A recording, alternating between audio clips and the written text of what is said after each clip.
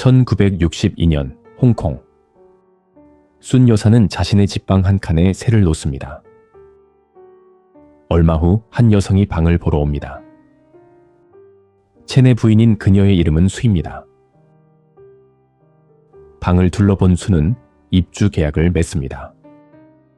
조금 늦게 찾아온 차우는 간발의 차이로 계약을 놓칩니다. 수와 차우의 첫 만남은 스치는 눈길이 전부였습니다.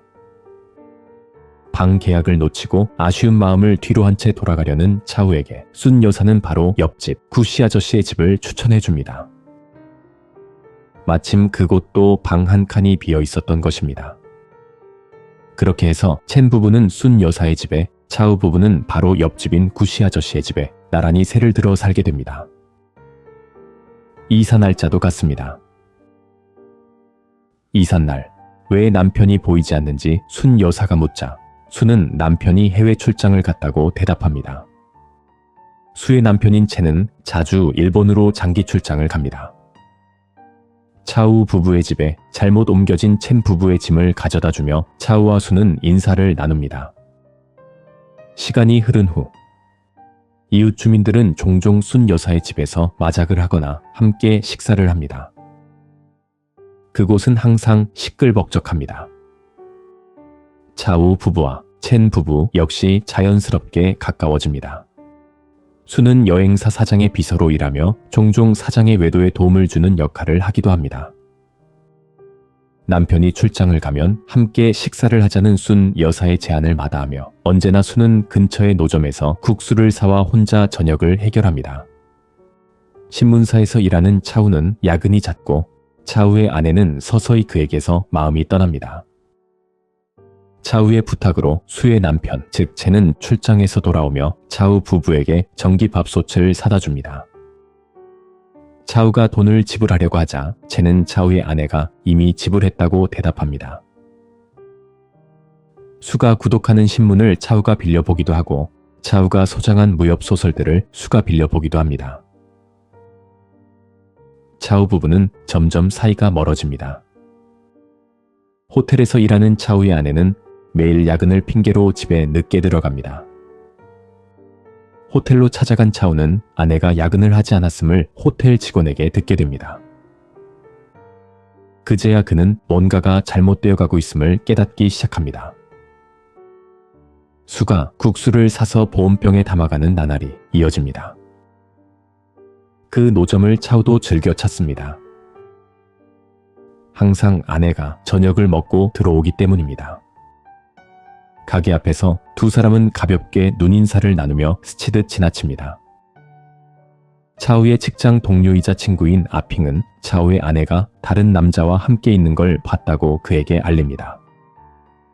어느 날 수는 야근이 있어서 늦을 거라고 남편 첸에게 전화로 알린 뒤 일부러 일찍 귀가를 합니다. 그러고 나서 차우 부부가 사는 구씨 아저씨의 집 초인종을 누릅니다. 차우의 아내가 문을 엽니다. 지금 혼자 있는지 수가 묻자 차우의 아내는 이 집에 혼자 있다고 대답합니다. 거짓말입니다. 애초에 수가 옆집을 찾은 건 남자의 말소리가 들렸기 때문이었습니다. 그것도 자기 남편의 음성과 비슷한 말소리. 수의 표정이 흔들립니다. 이제 그녀의 의심은 확신이 됩니다. 차우의 아내는 첸에게 자신을 선택할 것인지 수를 선택할 것인지 확실히 마음을 정하기 전까지 자신이 머물고 있는 호텔방에 찾아오지 말라고 통보합니다. 호텔방에서 첸을 기다리던 차우의 아내는 샤워를 하며 흐느낍니다. 그때 마음을 정한 첸이 호텔 방문을 두드립니다.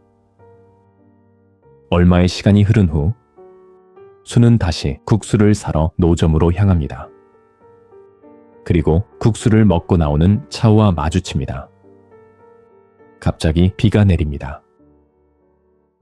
비가 그치길 기다리던 두 사람은 함께 아파트로 들어섭니다. 그들은 서로의 배우자가 요즘 보이지 않는 것에 대해 묻고 둘 다 거짓말로 둘러댑니다. 사실 차우의 아내와 수의 남편은 현재 일본에 있습니다. 그러던 어느 날 차우는 수를 불러냅니다. 그는 수가 들고 나온 그녀의 가방에 대해 묻습니다. 그의 아내에게도 수의 것과 똑같은 가방이 있기 때문입니다. 수도 차우의 넥타이에 대해 묻습니다. 물론 수의 남편에게도 차우의 것과 똑같은 넥타이가 있습니다. 그렇게 해서 차우와 수는 자신들의 배우자가 각자의 상대와 불륜 관계라는 것과 그 사실을 둘 다 눈치채고 있었음을 알게 됩니다. 하지만 그 두 사람은 알지 못했습니다. 자신들의 인생에서 가장 아름다운 시기가 지금 막 펼쳐지고 있음을. 두 사람은 어떻게 시작되었을까요? 라고 수가 차우에게 묻습니다. 그 질문을 계기로 차우와 수는 역할극을 시작합니다. 각자의 배우자를 이해하기 위해서입니다. 수는 차우의 아내 역할을, 차우는 수의 남편 역할을 맡습니다. 오늘은 들어가지 말라는 말을 하며 차우는 수의 남편 역을 연기합니다. 수는 그의 손을 뿌리치며 자신의 남편은 그런 말 못한다고 대답합니다. 자신의 남편이 외도에 더 적극적이었다는 걸 수는 인정하기 싫은 듯합니다. 두 사람은 다시 연기를 합니다. 이번에는 수가 차우의 아내 역을 연기하며 적극적으로 유혹하는 모습을 보입니다. 그런데 막상 연기를 하고 나니 기분이 더 나빠집니다. 차우와 수는 함께 레스토랑에 갑니다. 메뉴를 고르며 수는 차우의 아내가 뭘 좋아하는지 묻고 차우는 수의 남편이 뭘 좋아하는지 되묻습니다. 왜냐하면 이 식사는 어디까지나 역할극의 연장선이기 때문입니다. 식사를 하다가 차우는 수의 접시에 겨자 소스를 떨어뜨려 줍니다.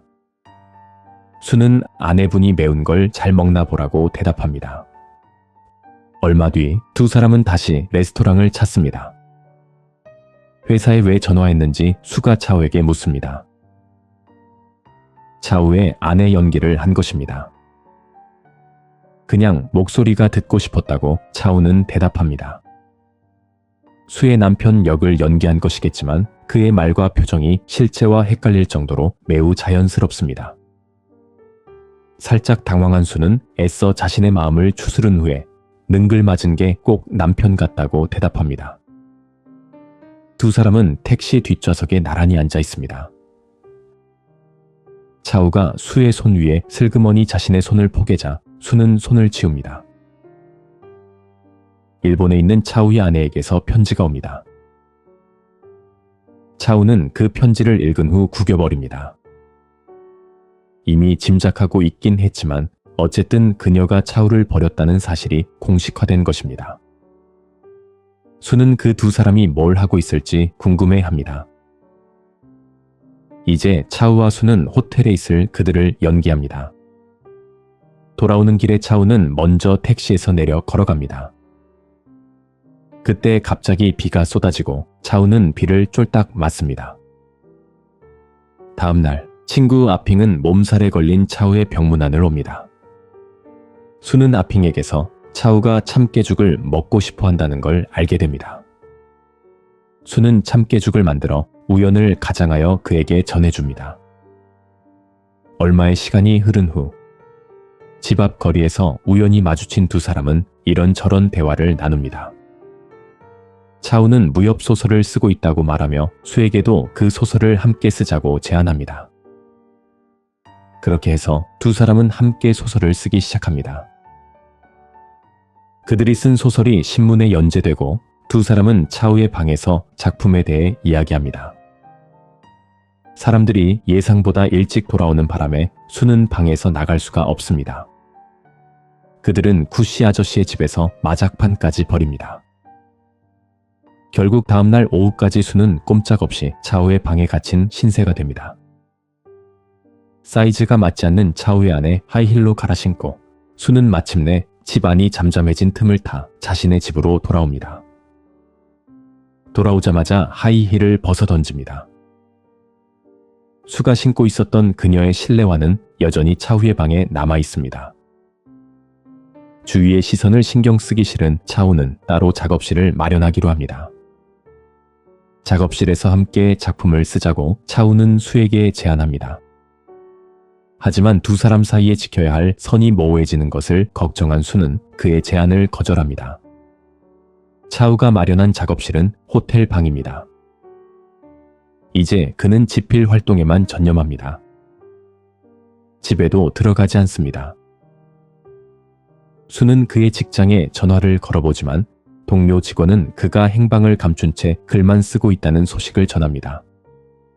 얼마의 시간이 흐른 후 수의 사무실에 전화를 건 차우는 자신이 현재 머물고 있는 장소를 알려줍니다. 수는 퇴근 후 그곳으로 갑니다. 그녀는 그가 있는 방에 들어가길 망설이며 호텔의 복도와 계단에서 갈팡질팡합니다.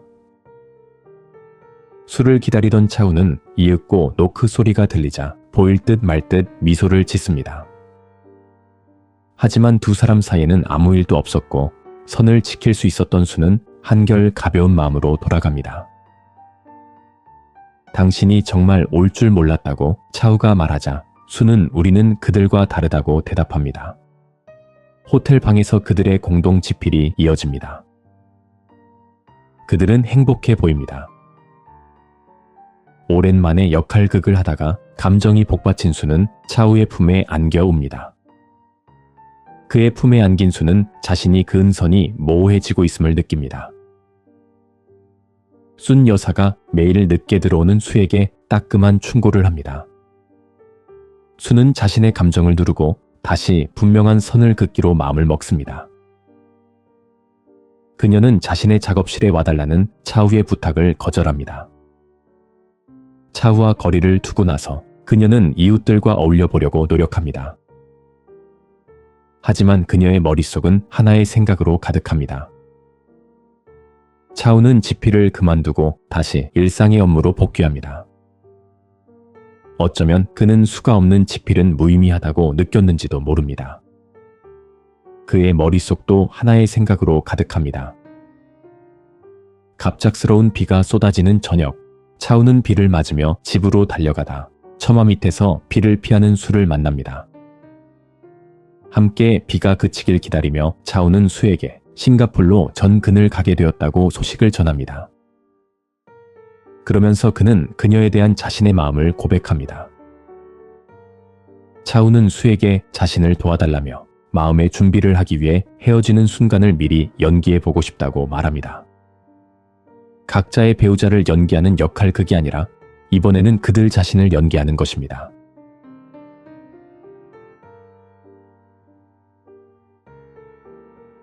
수는 결국 울음을 터뜨리고 맙니다. 돌아오는 길에 택시 안에서 차우는 수의 손에 슬그머니 자신의 손을 포갭니다. 그녀 역시 그의 손을 잡습니다. 그녀는 오늘은 집에 들어가지 않겠다고 말합니다. 일본에 있는 수의 남편이 그녀의 생일을 축하하며 라디오에 신청곡을 보냅니다. 수와 차우는 벽을 사이에 둔 채 함께 그 노래를 듣습니다. 노래의 제목은 화양연화입니다. 그 애틋한 분위기를 깨며 전화벨이 울립니다. 수의 남편에게서 온 전화일 가능성이 크지만 이는 확실치 않습니다. 차우는 수에게 함께 떠나자고 제안합니다. 마지막 날 밤, 차우는 그 호텔 방에서 수를 기다리지만 그녀는 나타나지 않습니다.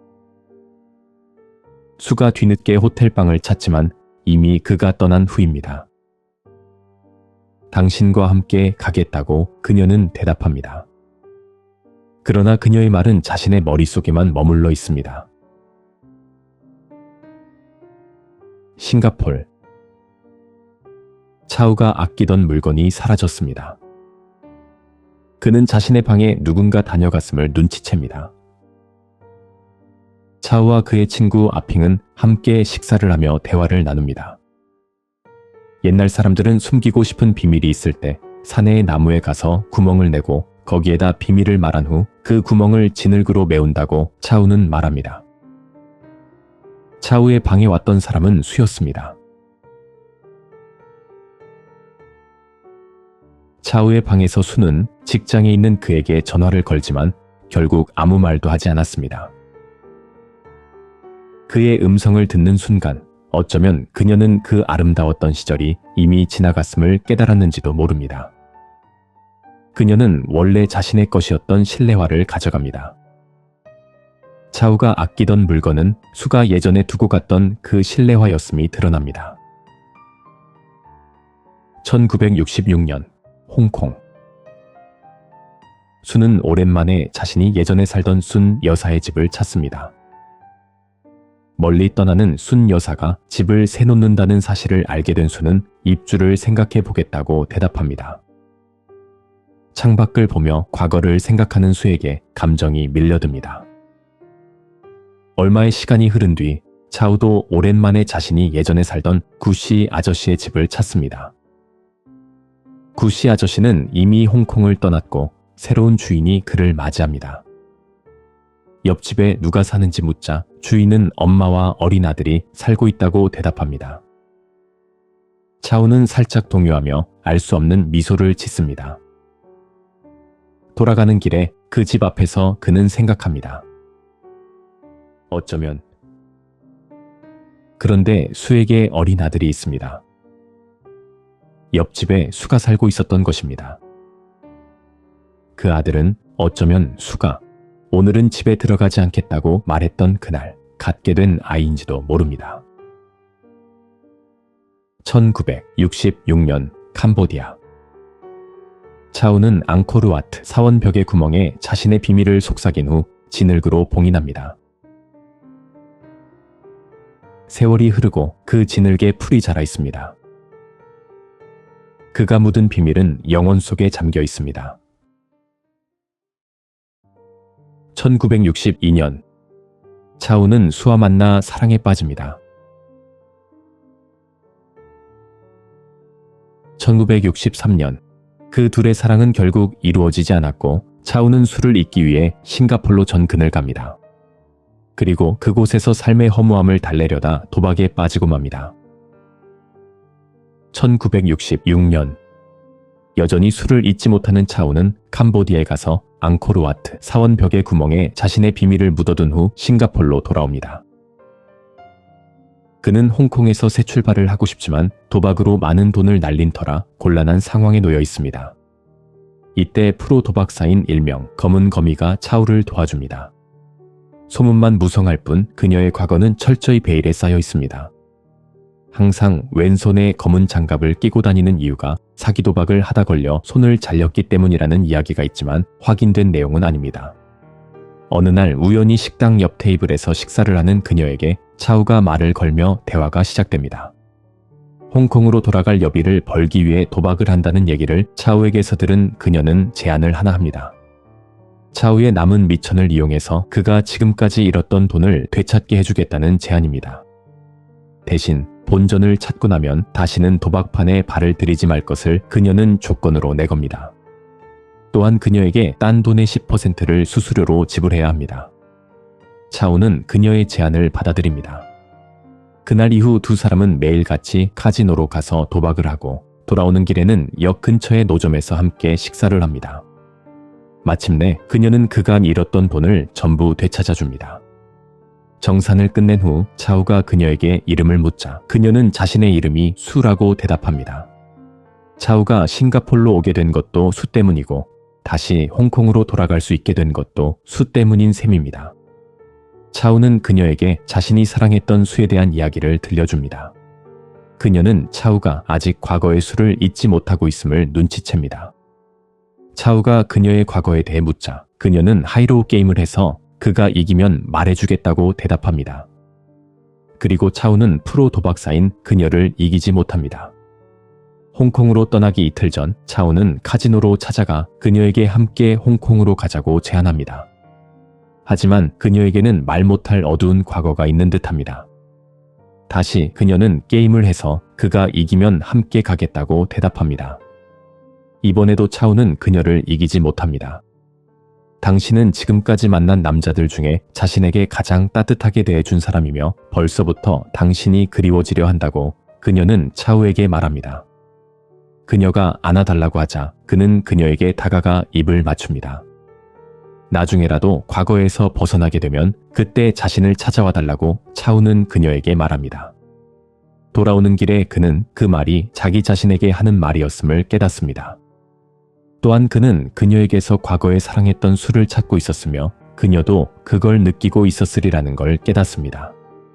자신의 과거 때문인지 혹은 차우의 과거 때문인지 그에게 다가갈 수 없는 그녀는 눈물을 삼키며 돌아섭니다. 홍콩으로 간 차우는 신문 칼럼, 삼류 소설 등 닥치는 대로 글을 써가며 생계를 위한 돈을 법니다. 그리고 클럽이나 파티장에서 화려한 밤문화를 보내기 시작합니다. 수많은 여성들과 하룻밤의 쾌락을 즐깁니다. 12월 24일 그는 한 클럽에서 과거에 안면이 있던 루루라는 이름의 화류계 여성을 만납니다. 그리고 술에 취한 그녀를 호텔에 데려다 줍니다. 호텔방을 나서던 그는 방의 번호가 2046임을 알게 됩니다. 2046은 과거의 수와 함께 행복한 시간을 보냈던 호텔방의 번호로 그에게는 특별한 의미를 가지는 숫자입니다. 이틀 뒤 다시 호텔을 찾은 차우는 호텔 사장으로부터 루루가 이미 떠났다는 말을 듣습니다. 그는 그 호텔에 2046호에 장기 투숙을 하고자 합니다. 호텔 사장은 2046호가 현재 내부 수리 중이라고 말한 뒤 일단 2047호에서 지내다가 내부 수리가 끝나면 2046호로 옮길 것을 제안합니다. 차우는 그 제안을 받아들입니다. 사실은 2046호에 머물고 있던 루루가 질투심 많은 남자친구에게 칼로 찔리는 사건이 있었고 그 뒤처리 때문에 차우가 그 방에 들어갈 수 없었던 것입니다. 1967년 2047호에 익숙해진 차우는 2046호로 방을 옮기지 않고 2047호에 그대로 머뭅니다. 호텔 사장의 딸 징웨는 비어있는 2046호에서 일본어 연습을 합니다. 홍콩에 출장을 와서 그 호텔에 머물고 있던 탁이라는 이름의 일본인과 그녀는 사랑에 빠져 있습니다. 하지만 호텔 사장은 그들의 교제를 허락하지 않습니다. 일본인이기 때문입니다. 아버지의 허락과 축복이 필요했던 그녀는 함께 일본으로 가자는 탁의 요청을 받아들일 수가 없습니다. 탁과 징웨는 그 후에도 여러 차례 아버지의 마음을 얻기 위해 노력하지만 아버지는 뜻을 굽히지 않습니다. 결국 징웨는 그로 인해 병원에 입원을 하는 지경에까지 이릅니다. 혼란스런 사회 분위기 속에서 차우는 호텔방에 틀어박혀 집필 활동에만 전념합니다. 그가 쓰는 소설은 2046이라는 제목으로 수많은 남녀가 사랑을 찾아 2046으로 떠난다는 내용입니다. 그 소설에는 그가 주변에서 보고 들은 경험들이 녹아 있습니다. 가을 무렵 2046호에 백년이라는 이름의 여성이 투숙을 시작합니다. 백년은 화류계에 종사하고 있으며 돈 많은 봉을 잡아 팔자를 펴는 것이 그녀의 주된 관심사입니다. 차우는 그녀에게 접근합니다. 하지만 그가 원하는 것은 가벼운 관계입니다. 12월 24일 크리스마스 이브는 1년 중 가장 외로운 날이며 차우 역시 이 날이 되면 다른 누군가의 온기가 필요해집니다. 차우가 이번에 선택한 다른 누군가는 백년입니다. 그의 능숙한 대쉬에 그녀는 넘어가고 두 사람은 함께 저녁 식사를 합니다. 술을 마시고 돌아오는 택시 안에서 차우는 술을 떠올리며 백년의 어깨에 기대 눈을 감습니다. 안타깝게도 차우의 그런 행동은 백년에게 잊고 있었던 순수한 사랑의 감정을 되살려냅니다. 얼마 지나지 않아 두 사람은 육체적인 관계를 시작합니다. 관계 후 차우는 백년에게 돈을 건네고 그녀는 상처를 받습니다. 그는 그녀와의 관계에 분명한 선을 긋지만 그럼에도 그녀는 그와의 만남을 유지하고 싶어 합니다. 그와 밤을 보낼 때마다 받은 돈 10달러를 그녀는 차곡차곡 모아둡니다. 가벼운 쾌락으로 가장하며 상처를 아는 채 사랑하는 것, 그것이 그녀의 방식입니다. 1968년 차우는 서서히 백년에게서 마음이 떠나고 이제는 그녀가 2047호로 찾아갑니다. 관계 후 그가 이제 그만 가라고 하자 그녀는 이 방에 계속 머물겠다며 돈은 얼마든지 내겠다고 말합니다. 차우가 자신은 일회적인 관계만 원한다고 말하자 그녀는 자신을 예외로 해줄 수 없는지 묻습니다. 그는 주저없이 안 된다고 대답합니다. 그녀는 그에 대한 사랑을 고백하며 자기가 다른 남자를 만나지 않는 것처럼 그도 다른 여자를 만나지 말아달라고 부탁합니다. 그는 그런 약속은 할 수 없다고 대답합니다. 화가 난 그녀는 그에게 $10를 주며 다시는 자기 방에 찾아오지 말라고 외칩니다. 그렇게 두 사람은 헤어집니다. 차우가 다른 여자를 불러들이는 걸 견딜 수 없었던 백년은 결국 2046호를 떠납니다. 파티장에서 종종 그녀를 마주칠 때마다 차우는 자연스럽게 시선을 피합니다. 백년의 시선은 잠깐 동안 그에게서 떠나지 못합니다. 한편 병원에 입원해 있던 징웬이 돌아옵니다. 그녀는 일본에 있는 남자친구 탁과 편지를 주고받고 있습니다. 그녀의 아버지는 화를 내며 그녀에게 온 편지를 찢어버립니다. 이를 안타깝게 여긴 차우는 남자친구의 편지를 아버지가 눈치채지 못하도록 자기 방 주소로 보내게 해줍니다. 그걸 계기로 차우와 징웨는 조금씩 친분을 쌓아나갑니다. 어느 날 그녀는 차우에게 삼류소설 말고 무협소설을 써보라고 권합니다. 그녀는 자신이 쓴 소설을 그에게 보여주고 그는 그녀가 글쓰기에 소질이 있음을 알게 됩니다. 예전에 수아 그랬듯 차우는 징웬과 함께 무협소설을 씁니다. 처음에는 그가 구술하면 그녀가 받아 적는 방식이었으나 점차 그녀의 역할이 늘어나 대피를 해주기까지 합니다. 두 사람은 죽이 잘 맞습니다. 아버지로부터의 독립을 격려하며 차우는 그녀를 클럽의 보관소 직원으로 취직시켜줍니다. 가끔씩 그는 일부러 구실을 만들어 퇴근 무렵 그녀를 찾아가곤 합니다. 그가 그녀를 택시로 집까지 바래다 주려 하면 그녀는 괜찮다고 대답하며 그의 호의를 받아들이지 않습니다. 그녀의 속마음은 아무도 알지 못합니다. 그는 문득 그녀에 대한 감정이 자기도 모르게 조금씩 깊어지고 있음을 느낍니다. 세상에 영원한 게 있는지 징웬이 차우에게 묻습니다. 그것이 그녀가 자신과 일본인 남자친구의 사랑에 대해 묻는 것임을 알아챈 차우는 그녀를 위해 소설을 써주기로 약속합니다. 그녀의 남자친구가 무슨 생각을 하고 있는지 그녀에게 보여주기 위해서입니다. 그 소설의 제목은 2047입니다. 소설의 주인공은 그녀의 일본인 남자친구인 탁입니다. 소설은 다음과 같은 내용으로 시작합니다. 2046은 얽히고 설킨 철도망으로 뒤덮인 곳이다. 때때로 미지의 열차가 2046을 향해 출발하는데 열차에 탄 승객의 목적은 단 하나다. 잃어버린 기억을 되찾는 것. 왜냐하면 2046에선 모든 게 영원히 변하지 않기 때문이다. 하지만 그게 사실인지는 아무도 모른다. 거기에서 돌아온 사람이 없기 때문이다. 나를 제외하곤. 만약 누군가가 2046을 떠나고자 한다면 얼마만큼의 시간이 걸릴까? 간단히 떠날 수 있는 사람도 있을 테고 경우에 따라서는 꽤 시간이 걸리기도 할 것이다. 나는 얼마 동안 이 기차에 타고 있었는지 잊어버리고 말았다. 조금씩 외로워지기 시작했다.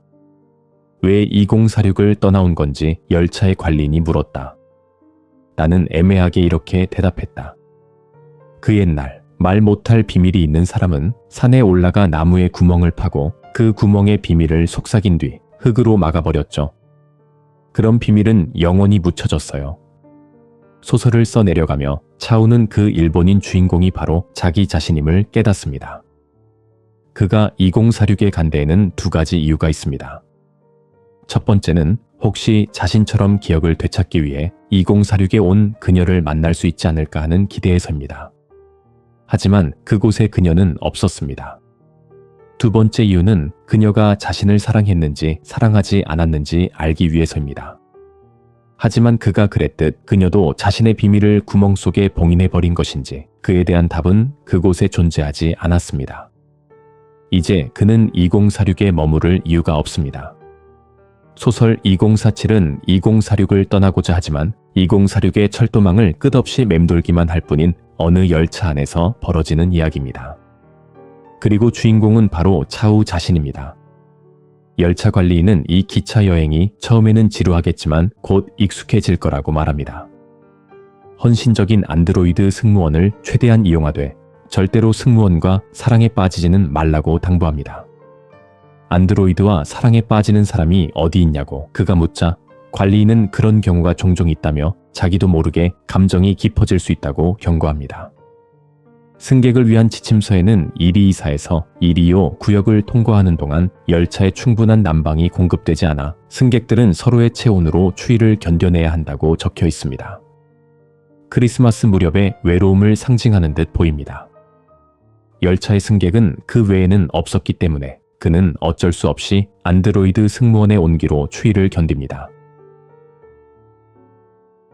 그 일을 계기로 그는 승무원에게 조금씩 마음을 엽니다. 왜 2046을 떠나려 하는지 승무원이 묻자 그는 다시 나무의 구멍에 비밀을 봉하는 얘기를 합니다.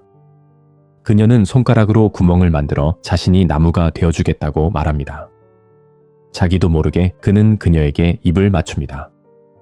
그는 이 안드로이드 승무원에게서 예전에 사랑했던 여인을 봅니다. 예전에 그녀에게선 자신을 사랑하는지에 대한 답을 들을 수 없었지만 지금의 이 안드로이드에게선 그 답을 들을 수 있을 것만 같습니다. 그렇게 그는 승무원과 사랑에 빠집니다.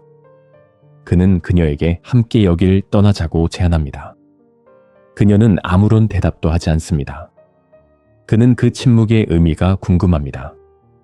열차 관리인은 승무원들이 오랜 여행에 기능이 쇠퇴되어 감정의 반응이 늦는 경우가 있다고 말합니다. 특히 그가 사랑에 빠진 그 승무원은 그 증세가 더 심하다는 것입니다. 하지만 그는 그녀가 대답을 하지 않는 이유가 자신을 사랑하지 않기 때문이라고 생각합니다. 12월 24일 차우는 징웬을 불러 함께 저녁을 먹습니다. 왜 요즘 남자친구에게서 편지가 뜸한지 그가 묻습니다. 그녀는 어차피 희망이 없으니 편지는 그만 주고받기로 했다고 대답합니다. 차우는 그녀를 자신이 일하는 신문사로 데려가 남자 친구와 국제 전화를 할 수 있도록 도와줍니다. 애틋하게 통화를 하는 그녀를 보며 그는 흐뭇해하는 동시에 자신만의 추위와 외로움을 느낍니다. 그는 소설 2047을 이렇게 마무리 짓습니다. 나는 깨달았다. 그녀가 함께 떠나자는 나의 요청에 대답을 하지 않았던 건 기능의 쇠퇴도 나를 사랑하지 않아서도 아니었다. 그건 바로 그녀가 이미 다른 누군가를 사랑하고 있었기 때문이었다. 차우는 징겐에게 자신의 소설 2047을 건네주고 얼마 뒤 그녀는 일본으로 떠납니다. 사랑은 타이밍의 문제라고 그는 생각합니다. 자신의 진정한 짝을 너무 일찍 만나거나 너무 늦게 만나는 건 아무 소용이 없습니다. 만약 다른 시간, 다른 장소에서 그녀를 만났더라면 소설 2047의 결말은 지금과 같지 않았을 거라고 그는 생각합니다. 1969년 호텔 사장은 잠시 일본에 다녀오게 되었다는 사실을 차우에게 알립니다. 징겐의 결혼식에 참석하기 위해서입니다. 결국 딸의 행복을 위해 자신의 고집을 꺾은 것입니다. 그 소식을 들은 차우는 밀려드는 슬픔을 억누르며 그를 축하해줍니다. 방으로 들어가려는 차우를 불러 세운 사장은 징웬이 그에게 전하는 메시지를 들려줍니다. 소설 2047이 재미있긴 했지만 결말이 너무 슬프다며 혹시 마지막 부분을 바꿔줄 수 있는지 하는 요청입니다. 그는 그녀의 요청을 들어주기 위해 펜을 듭니다. 하지만 아무리 애를 써도 그는 다른 결말을 생각해내지 못합니다. 그는 자신이 해피엔딩으로 이야기를 끝내지 못한다는 사실을 깨닫습니다. 수년 전 해피엔딩을 맞이할 기회가 한 번 찾아오긴 했으나 결국 그는 그 기회마저 놓치고 말았습니다. 다시 찾아간 클럽에서 차우는 우연히 루루를 다시 보게 됩니다. 그녀는 여전히 저돌적이고 질투에 차 있습니다. 그녀를 보며 차우는 한 가지를 배웁니다. 상대의 거절을 받아들이지 않는 한 여전히 기회는 있다는 것. 12월 24일 차우는 검은 거미를 만나기 위해 싱가폴로 갑니다. 하지만 그녀는 이미 거기에 없습니다. 누군가는 그녀가 캄보디아로 돌아갔다고 말하고 누군가는 그녀가 이미 죽었다고 말합니다. 1970년 차우는 100년과 두 차례의 만남을 갖습니다. 첫 번째 만남에서 그녀는 자신의 보증인이 되어달라고 차우에게 부탁을 합니다. 외국으로 떠나기 전 그녀를 보증해줄 수 있는 사람이 필요한데 마침 차우가 클럽에 인사과장과 친분이 있었던 것입니다. 차우는 그녀의 부탁을 들어줍니다. 그리고 우리는 술친구라는 그의 말에 그녀는 다시 상처를 받습니다. 그녀가 외국으로 떠나기 직전 두 사람은 두 번째 만남을 갖습니다. 그녀는 자신의 고객에게 받은 돈을 그에게 건네줍니다. 그가 대신 지불한 그녀의 비행기 표값을 갚으려는 것입니다. 하지만 그는 여행 경비로 쓰라며 그 돈을 받지 않습니다. 왜 이렇게 자신에게 잘해주는지 그녀가 묻자 그는 아마도 운명이겠지 라고 대답합니다. 차우는 그녀가 머물고 있는 호텔까지 그녀를 데려다 줍니다.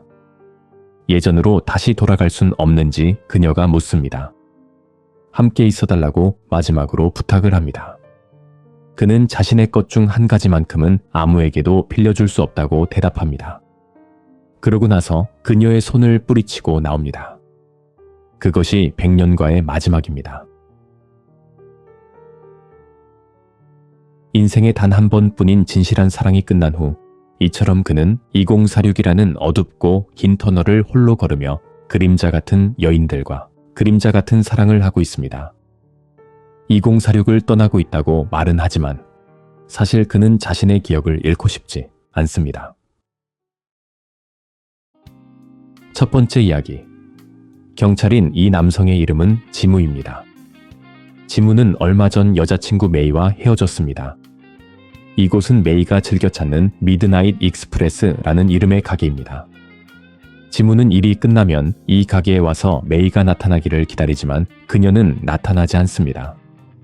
메이의 부모님과 통화를 하며 그녀의 근황에 대해 알아보려 하나 소득은 없습니다. 그는 아직 이별의 후유증에서 벗어나지 못한 상태입니다. 금발머리 가발을 쓴 이 여성은 마약 밀매업자입니다.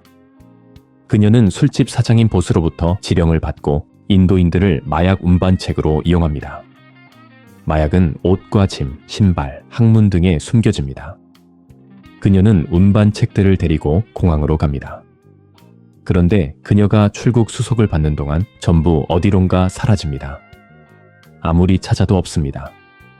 그녀는 다시 술집으로 가서 보스를 찾지만 만나지 못합니다. 대신 여종업원으로부터 보스가 그녀에게 남긴 정어리 통조림을 건네받습니다. 통조림의 유통기한은 5월 1일까지입니다. 5월 1일이 자신의 유통기한임을 그녀는 깨닫습니다. 그런데 사실 보스는 술집에 있었습니다. 보스는 부하에게 무언가 그녀의 처분에 대한 지시를 내립니다. 그녀는 사라진 인도인 운반책들을 찾기 시작합니다. 한편 지무는 메이를 그리워하며 거리를 헤맵니다. 메이에게서 이별 통보를 받은 날은 만우절인 4월 1일이었고 지무는 그것이 만우절 농담이라고 믿고 싶습니다. 그 농담이 한 달간만 지속되길 바라는 마음에서 지무는 유통기한이 5월 1일까지인 파인애플 통조림을 매일 사드립니다. 파인애플은 메이가 가장 좋아하는 과일이었고 5월 1일은 지무의 생일이기도 합니다.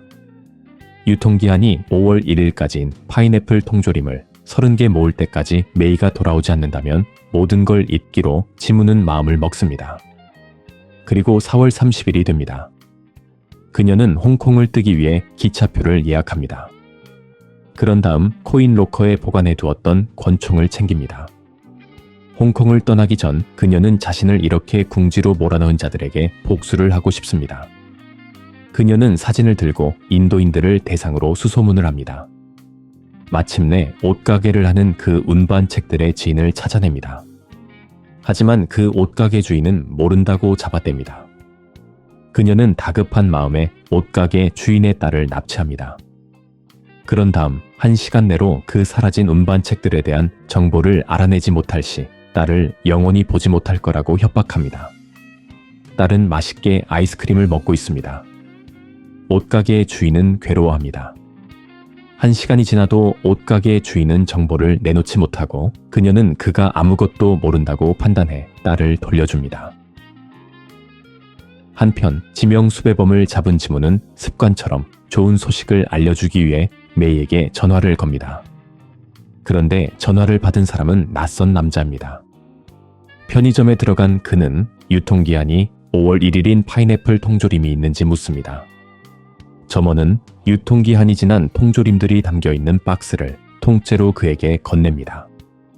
5월 1일이 됩니다. 보스에게 지령을 받은 인도인들이 그녀를 죽이기 위해 행동을 시작합니다. 대비를 하고 있던 그녀는 총으로 상대를 제압합니다. 보스의 부하들에게 쫓기던 그녀는 간신히 위기 상황을 모면합니다. 지무는 마침내 유통기한이 5월 1일까지인 30번째 파인애플 통조림을 손에 넣었습니다. 그는 모아두었던 통조림을 먹기 시작합니다. 밖으로 나온 지무는 외로움을 달래기 위해 옛 연인들에게 차례로 전화를 걸어보지만 공허함만 더해갈 뿐입니다. 통조림을 30개나 먹어 더부룩해진 속을 달래기 위해 지무는 술집에 갑니다. 뱃속에 있는 것들을 일단 전부 개워낸 다음 술을 마시기 시작합니다. 그러면서 이제부터 술집에 제일 먼저 들어오는 사람을 사랑하기로 마음을 먹습니다. 그때 그녀가 술집에 들어섭니다. 지무는 슬그머니 그녀 옆에 앉아 친근하게 말을 겁니다. 그녀는 대화할 기분이 아니라며 차갑게 대꾸합니다. 그녀의 태도에도 아랑곳 없이 그는 계속해서 말을 이어나갑니다. 넉살 좋은 그의 태도에 그녀는 조금씩 대꾸를 해줍니다. 당신은 날 이해하지 못할 거라고 그녀가 말하자 그는 그렇다면 당신이 날 이해하면 된다고 대답합니다. 그녀는 상대를 이해하는 건 무의미하다고 생각합니다. 왜냐하면 사람은 늘 변하기 때문입니다. 여종업원이 금발머리 가발을 들고 술집 보스를 유혹합니다. 보스는 금발머리 패티쉬가 있는 듯합니다. 보스가 이 금발머리 가발을 쓴 마약 밀매업자의 옛 연인이었음이 암시됩니다. 두 사람 다 이별의 상처를 안고 있는 것입니다. 영업시간이 끝난 후 술집을 나온 두 사람은 호텔에 들어갑니다. 호텔에 가자마자 그녀는 그대로 뻗어버립니다. 잠이 오지 않는 지무는 호텔방에서 영화를 보며 끊임없이 배를 채웁니다. 날이 밝고 그는 그녀의 구두를 벗겨줍니다. 구두를 신은 채 자면 발이 붓는다는 말이 떠올랐기 때문입니다.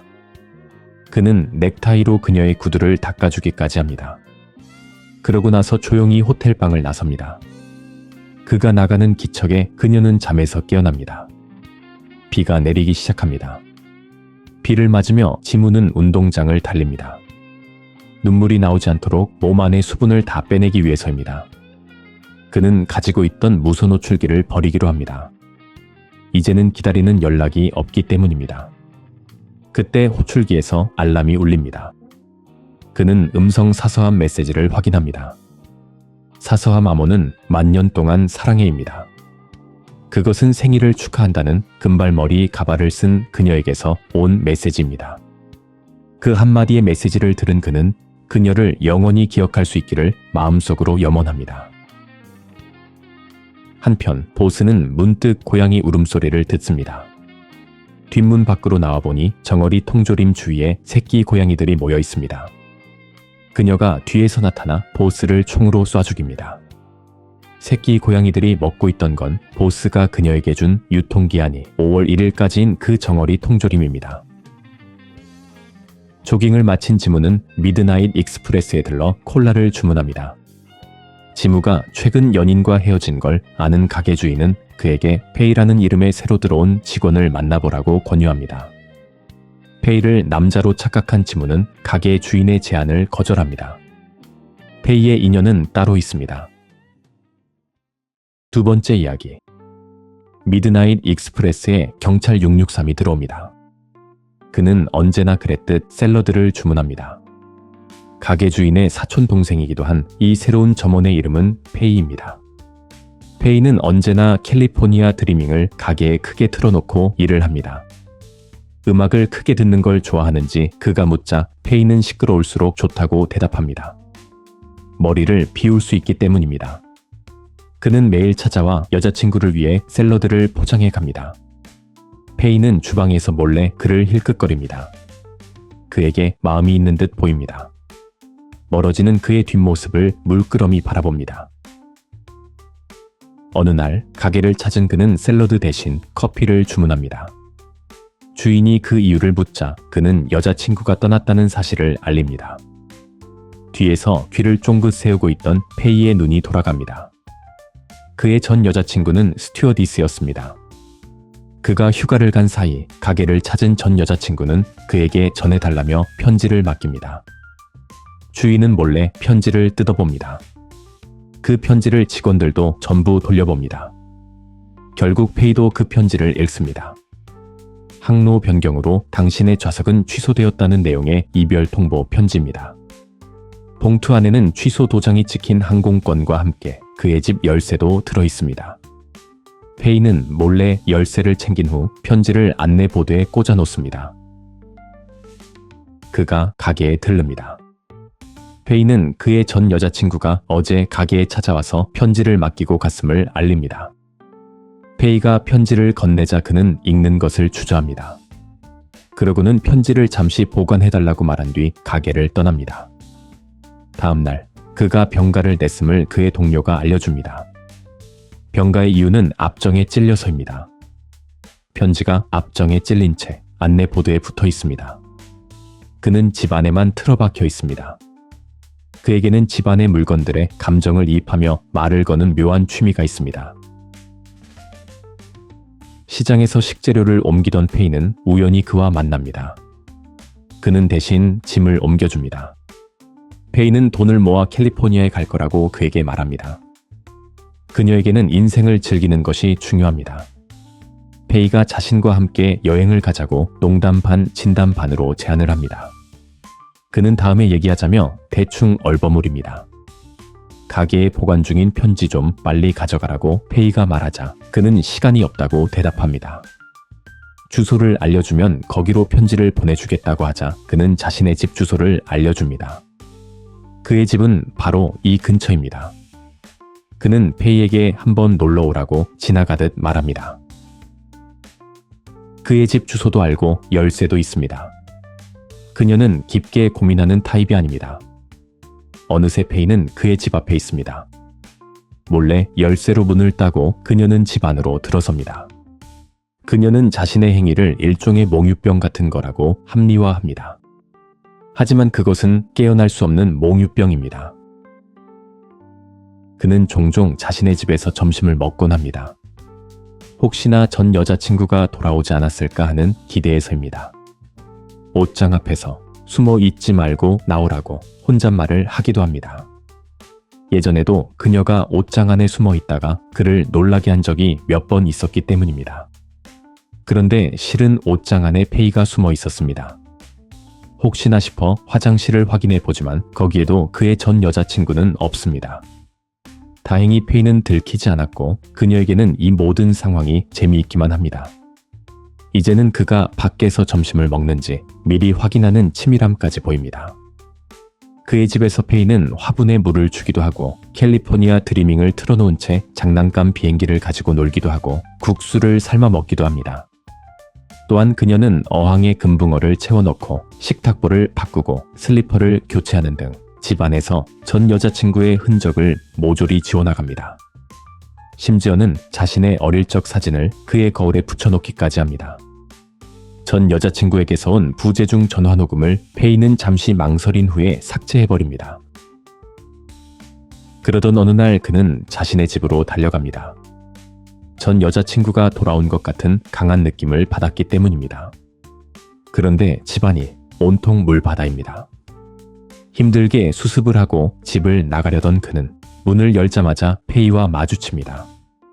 비명을 지르며 놀란 쪽은 페이입니다. 그녀는 마치 변명이라도 하는 양 가지고 온 금붕어를 들어올려 그에게 보여줍니다. 그가 여긴 왜 왔냐고 묻자 그녀는 금붕어를 사러 왔다고 횡설수설합니다. 그녀는 돌아가려고 하지만 발이 떨어지지 않습니다. 발이 움직이지 않는다고 그녀가 말하자 그는 쥐가 난 모양이라고 하며 발 마사지를 해줍니다.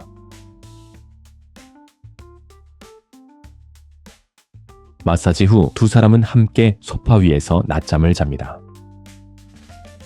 어느 날 그는 거울에 붙어있는 정체불명의 사진을 발견합니다. 비누도 새 것으로 바뀌어 있습니다. 수건도 자신이 쓰던 것이 아닙니다. 인형도 생김새가 달라져 있습니다. 하지만 무신경한 그는 이 모든 상황을 대수롭지 않게 여깁니다. 여느 때와 다름없이 페이는 몰래 그의 집을 청소합니다. 신문지로 비행기를 접어 창문 밖으로 날립니다. 그리고 그 모습을 그에게 들키고 맙니다. 집을 나서던 페이는 그와 딱 마주칩니다. 페이는 문을 잠그고 그는 문을 발로 차 집 안으로 들어옵니다. 그녀는 가까스로 도망치는데 성공합니다. 마침내 그는 자신에 대한 페이의 마음을 알게 됩니다. 그는 가게로 가서 페이를 불러냅니다. 그러고는 편지를 돌려달라고 말합니다. 편지를 받은 그는 페이에게 데이트 신청을 합니다. 부끄러워서인지 아니면 원래 성격이 그런 건지 그녀는 마음에도 없는 말을 하며 살짝 튕깁니다. 내일 저녁 8시 캘리포니아에서 기다리겠다고 그는 말합니다. 일을 하는 그녀의 얼굴에는 싱글벙글 웃음이 가득합니다. 그는 전 여자친구의 스튜어디스 유니폼을 편지와 함께 박스에 넣고 테이프로 봉합니다. 다음날 저녁 8시. 그는 술집 캘리포니아에서 페이를 기다립니다. 하지만 그녀는 나타나지 않습니다. 그녀의 사촌 오빠인 가게 주인이 나타나 페이가 전해주라고 했다며 편지 봉투를 건넵니다. 가게 주인은 페이가 가게를 그만두고 캘리포니아로 떠났다는 소식을 전합니다.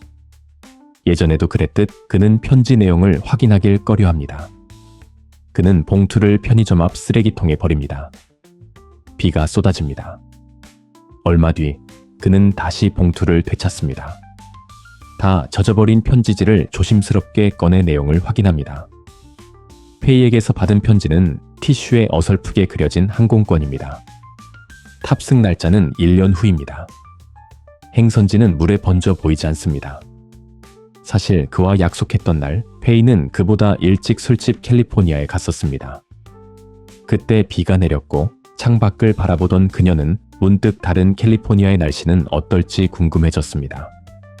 그와의 연애 대신 1년만이라도 온전히 자신의 꿈을 위해 살아보고 싶은 것이었습니다. 그녀가 그에게 보낸 편지의 의미는 1년 후에 술집 캘리포니아에서 만나자는 뜻이었습니다.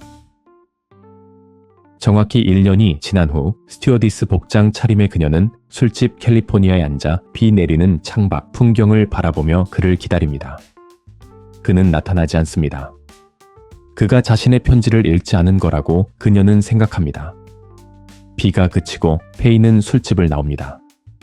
어디선가 조그맣게 캘리포니아 드리밍이 흘러나옵니다. 페이는 자신이 예전에 일했던 사촌오빠네 가게로 갑니다.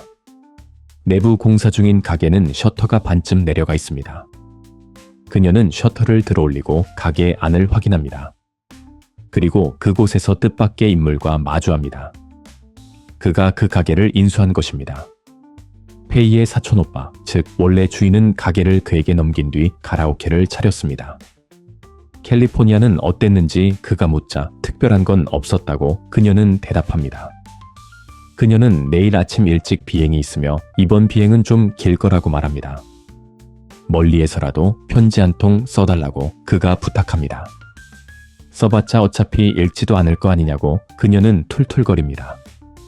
그가 보관하고 있던 페이의 편지를 보여줍니다. 이런 티켓을 내고도 비행기를 탈 수 있는지 그가 묻습니다. 펜으로 쓴 글씨가 물에 번져서 행선지도 잘 보이지 않는다고 그는 말합니다. 오해가 풀립니다. 그녀는 새 티슈를 펼칩니다. 어디로 가고 싶은지 그녀가 묻습니다. 아무 곳이나 당신이 원하는 곳이면 좋다고 그는 대답합니다. 그녀는 새로운 항공권을 그리기 시작합니다. 영화는 화염을 내뿜으며 추락하는 불덩이 장면으로 시작합니다. 장면이 전환되어 한 남자가 완전히 추락하지는 않은 채 공중에 살짝 떠 있습니다. 이곳은 브로드웨이 극장의 배우 대기실입니다. 이 남자가 영화의 주인공인 리건입니다. 그는 20여 년 전 헐리우드 히어로 영화 버드맨의 주인공이었지만 지금은 늙고 한물간 배우입니다. 리건은 과거의 영광을 뒤로하고 연극이라는 예술 장르를 통해 부활을 꿈꿉니다. 이 연극에서 그는 레이먼드 카버의 소설을 바탕으로 각본과 감독, 주연까지 맡습니다. 그런데 문제가 하나 있습니다. 남자 배우의 연기가 형편없는 것입니다. 리허설 도중 때마침 조명기구 하나가 남자 배우의 머리 위로 떨어지고 그는 불가피하게 연극에서 하차합니다. 그리고 대역 배우로 마이크가 캐스팅됩니다. 마이크는 연극계에서는 유명한 인물로 말하자면 흥행보증 수표입니다. 뿐만 아니라 그는 비평가들에게도 사랑을 받는 존재입니다. 간단하게 마이크와 대사를 맞춰본 리건은 그의 재능에 만족해야 합니다. 버릇없고 자신만만하며 주제넘게 각본과 연출에 관여하려 드는 게 다소 마음에 걸리지만 리건은 일단 넘어갑니다. 리건의 딸 샘은 한때 마약 중독으로 인해 재활원에 들어간 적이 있으며 현재는 리건의 비서로 일하고 있습니다. 샘에게는 다소 무뚝뚝한 매력이 있고 마이크는 그녀의 그러한 점에 끌립니다. 제작자이자 리건의 친구인 제이크는 마이크의 출연료가 너무 비싸서 그와의 계약이 힘들다고 말하지만 리건은 마이크를 놓치고 싶지 않습니다. 그런데 정식 개막 직전에 진행되는 프리뷰 공연에서 마이크는 진짜 술을 마시는 기행을 저지릅니다. 그는 술에 취해 대본에도 없는 말과 행동을 하며 첫 프리뷰 공연을 망쳐버립니다. 화가 난 리건은 마이크를 자르려고 합니다. 그러자 이번에는 제이크가 그를 만류합니다. 마이크 덕분에 예매율이 2배로 뛰었기 때문입니다. 리건은 마이크를 컨트롤해 보려고 하지만 마이크는 영화판에 몸담고 있던 리건에 대한 경멸을 드러냅니다. 함께 들어간 술집에서 마이크는 프리뷰 공연은 전혀 중요하지 않다며 정말 중요한 게 뭔지 리건에게 알려줍니다. 마이크는 정말 중요한 건 바에 앉아있는 저 여성이 타임즈에 쓰는 비평이라고 말합니다. 연극계에 막대한 영향력을 끼치는 저 비평가가 어떤 평을 내놓는지에 따라 연극의 성패가 좌우된다는 것입니다. 어째서 레이먼드 카버의 소설을 각색했는지 마이크가 리건에게 묻습니다.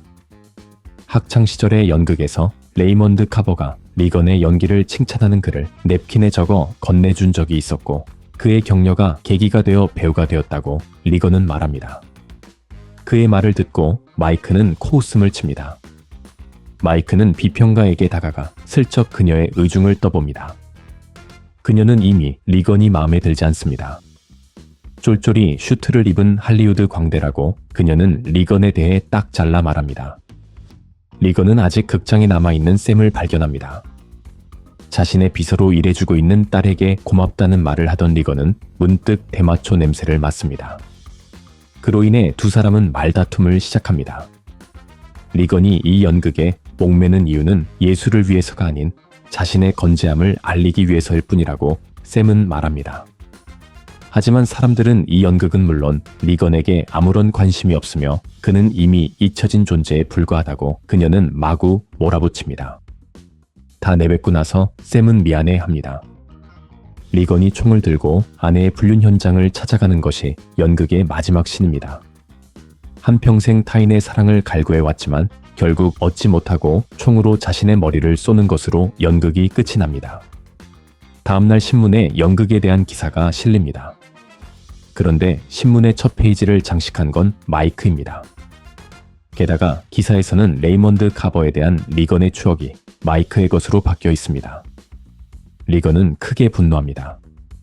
리건은 마이크를 찾아가 그와 몸싸움을 벌입니다. 그에게는 과거의 버드맨이 환각처럼 나타나 머릿속에 끊임없이 말을 속삭일 때가 있습니다. 버드맨이 주로 짓거리는 레퍼토리는 리건의 과거 영광과 그와 대비된 현재의 초라함입니다. 버드맨은 리건이 과거에는 행복한 무비스타였지만 지금은 밑바닥 인생이라고 조롱합니다. 그러면서 리건이 원하기만 한다면 다시 버드맨 수트를 입을 수 있다고 유혹합니다. 하지만 거울에 비친 리건은 누가 봐도 퇴물 배우입니다. 20여 년 전 영화 버드맨의 성공은 리건에게 명예와 부를 가져다 주었지만 그는 타인의 인정에 대한 갈망과 그로 인한 두려움도 동시에 얻게 되었습니다. 그와 같은 세속적인 갈망과 두려움에서 자유로워지고자 연극이라는 예술 세계로 뛰어들었으나 인정받지 못하는 것에 대한 두려움은 더욱 심해져만 갈 뿐입니다. 모든 게 다 버드맨의 성공 때문입니다. 리건은 버드맨의 그늘에서 벗어나고 싶습니다. 하지만 버드맨은 자신이 없다면 너는 과거의 인기를 잊지 못하는 그저 그런 슬프고 이기적인 배우에 불과하다고 리건이 가장 듣고 싶지 않아 하는 말을 그의 머릿속에 짓거립니다. 화가 난 리건은 자신의 대기실을 난장판으로 만듭니다. 제이크가 리건을 위로해줍니다. 그의 인정으로는 부족한지 리건은 프리뷰 공연을 취소하고 싶어합니다. 그러자 제이크는 리건의 연극을 보고 싶어하는 사람들로 표가 매진이 되었고 프랑스 대사, 사우디 왕자도 보러 올 거라고 말한 뒤 은근슬쩍 마틴 스콜세지 감독의 이름을 언급합니다. 리건의 의욕이 다시 되살아납니다. 스콜세지 감독이 정말 보러 오는지 동료 배우들이 제이크에게 묻습니다. 물론 거짓말입니다. 마이크는 옥상으로 올라갑니다. 옥상은 샘이 머리를 비우며 쉬는 장소입니다. 마이크는 샘에게만큼은 진실한 모습을 보입니다. 샘은 마이크에게 왜 그렇게 사람들에게 못되게 구는지, 다른 이들의 평가가 두렵지 않은지 묻습니다. 그는 타고난 재능으로 인해 무대 위에서만큼은 자유롭고 진실된 자기 자신이 될 수 있습니다. 하지만 무대 밖에서는 아닙니다. 연극계에서 수많은 찬사를 받아온 마이크가 타인의 시선으로부터 자유로울 리 없습니다. 그의 재수없는 행위들은 그 시선들로부터 자유로워지고자 하는 그만의 힘겨운 싸움입니다. 마이크는 샘의 두 눈을 뽑아내 자신의 눈구멍에 집어넣고 그 눈으로 세상을 보고 싶다고 말합니다. 타인의 인정을 신경 쓰지 않는 샘을 마이크는 부러워합니다. 마지막 프리뷰 공연이 시작됩니다. 공연 도중 무대 뒤에서 분장을 하던 리건은 자신의 딸과 마이크가 붙어있는 모습을 보고 마음이 심란해집니다. 막간을 이용해 극장 밖에 나와 담배를 피웁니다. 그때 극장 문이 저절로 닫히고 걸치고 있던 가운이 문 사이에 껴서 꼼짝할 수가 없게 됩니다. 어쩔 수 없이 가운을 벗고 알몸으로 극장을 빙 돌아갑니다. 사람들 앞에서 공개적으로 망신을 당합니다. 극장 입구를 통해 들어간 뒤 리건은 관객석 쪽에서 등장합니다. 연극이 간신히 이어집니다. 그런데 뜻밖의 관객의 호응이 좋습니다. 그렇게 마지막 프리뷰 공연이 끝나고 샘은 리건에게 그의 알몸 행보가 트위터에서 화제가 되고 있다고 알립니다. 1시간도 안 돼서 수십만 명이 리건의 영상을 본 것입니다. 이 영화의 부제는 The Unexpected Virtue of Ignorance이며 의역하자면 무지에서 비롯된 뜻하지 않은 좋은 결과입니다. 무지의 상태, 즉 타인의 시선을 신경 쓰지 않는 상태가 되었을 때 예술가는 의도치 않게 관객에게 무언가를 호소할 수 있다는 뜻입니다. 다만 이 경우 리건이 알몸 행보를 한 건 어쩔 수 없어서였습니다. 그에게는 다급한 마음뿐이었고 그런 마음이 일시적으로 타인의 인정에 대한 갈망을 잠재워 의도치 않은 호응을 불러일으킨 것입니다. 본 공연을 하루 앞두고 리건은 술집을 찾습니다. 술집에서 그 영향력 있는 비평가를 발견한 리건은 그녀에게 다가갑니다. 그녀는 리건을 무시하며 그의 연극을 박살내는 평론을 쓸 거라고 말합니다. 헐리우드의 광대가 연극판에 물을 흐리는 것을 용납할 수가 없는 것입니다. 그녀의 저주에 가까운 독설을 들은 리건은 크게 낙담합니다. 벌컥벌컥 술을 들이킵니다. 술집에서 나와 위스키를 한 병 삽니다. 그러고는 병째 들이킵니다. 다음날 리건은 거짓골로 길거리 한복판에서 정신을 차립니다. 그때 버드맨이 등장해 웬일인지 리건에게 힘을 북돋워줍니다. 연극 같은 건 잊고 영화로 화려하게 복귀하라고 부축입니다. 버드맨, 피닉스의 부활을 찍으면 10억 달러는 거뜬히 벌어들일 수 있다고 장담합니다. 사람들은 액션 영화를 좋아하며 우울한 예술과 철학 따위에는 관심도 없다고 말합니다. 버드맨의 쉴 새 없는 짓거림을 들으며 리건의 머릿속에 하나의 아이디어가 자리 잡습니다. 그 아이디어에 대해 생각하면 할수록 점점 마음이 가벼워집니다. 상상 속에서 그의 몸이 허공으로 떠오릅니다. 하늘을 나르며 그는 자유로움을 만끽합니다. 그가 도착한 곳은 자신의 연극을 공연할 극장입니다. 이윽고 본 공연이 시작됩니다. 1막이 끝나고 잠깐의 휴식 시간에 극장 밖으로 나온 사람들이 리건의 연극을 칭찬합니다. 마지막 모텔 자살신을 앞두고 리건은 자신의 아이디어를 실행에 옮기려 합니다. 숨겨두었던 진짜 총을 꺼냅니다. 리건에게 떠올랐던 아이디어가 무엇인지, 어떻게 그토록 자유로움을 느낄 수 있었는지 분명해집니다. 그는 고귀한 척하는 연극판에 진짜를 보여주며 빅 엿을 먹이려 합니다.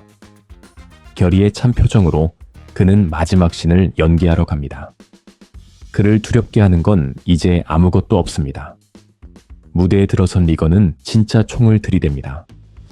연극 속 아내에게서 당신을 사랑하지 않는다는 말을 들은 리건은 나는 존재하는 것도 아니야 라는 마지막 대사를 내뱉은 후 방아쇠를 당깁니다. 그렇게 연극이 끝이 납니다. 기립박수가 쏟아집니다. 얼마 뒤 리건은 병실에서 의식을 되찾습니다. 총알이 빗나가 죽지 않은 것입니다. 제이크가 찾아와 리건의 연극이 타임즈의 일면을 장식했다는 사실을 알립니다. 기사의 제목은 The Unexpected Virtue of Ignorance, 무지에서 비롯된 뜻하지 않은 좋은 결과입니다. 제이크는 사람들이 리건의 쾌유를 위해 촛불을 들고 광장에 모였다고 말합니다.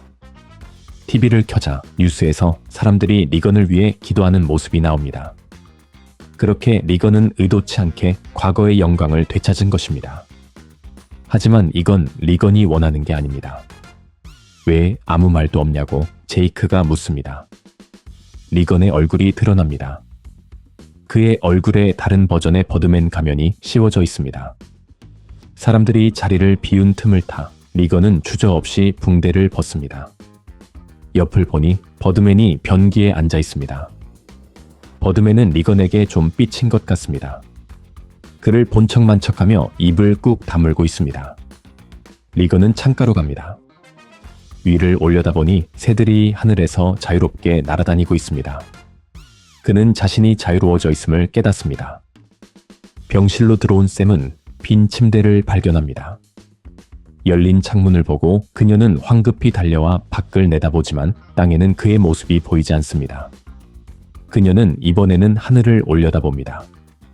그녀의 표정은 마치 믿기지 않는 기적을 목격한 것 같습니다. 42살인 레스터는 남부러울 것 없는 중산층의 삶을 영위하고 있는 듯 보이지만 사실은 목적 없이 무기력한 나날을 이어가고 있습니다. 그의 아내 캐롤린은 물질적인 성공이 인생 최대의 목표입니다. 장밋빛 인생을 보장받기라도 하려는 듯이 그녀는 장미를 가꾸는데 열과 성을 다합니다. 그런 아내를 보는 것만으로도 레스터는 진이 빠집니다. 그들 부부에게는 제인이라는 이름의 외동딸이 있습니다. 현실에 불만이 많은 사춘기 10대 소녀입니다. 레스터는 가장으로서의 권위를 잃은 지 오래이고 모녀는 그를 루저라고 생각합니다. 그 역시 자신이 루저임을 인정합니다.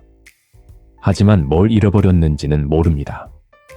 예전에는 이렇지 않았던 것 같은데 왜 이토록 만사가 따분해진 건지 알 수가 없습니다. 그는 잡지회사의 광고 영업부에서 14년째 근무 중입니다. 일에 대한 성취감은 없고 감원에 혈안이 되어 있는 경영진들이 하는 짓들도 마음에 들지 않습니다.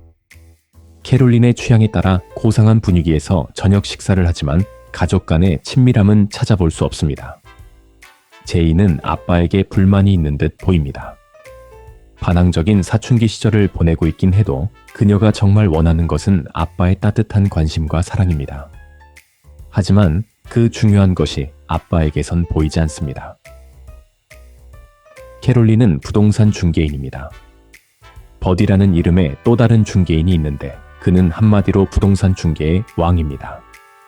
캐롤린은 그에 대한 경쟁의식과 더불어 동경심을 갖고 있습니다. 자기 개발서에 나온 대로 긍정 확언을 해가며 그녀는 집을 팔기 위해 갖은 애를 씁니다. 그리고 자신의 뜻대로 되지 않자 좌절합니다. 오늘은 치어리더인 제인이 공연을 하는 날입니다.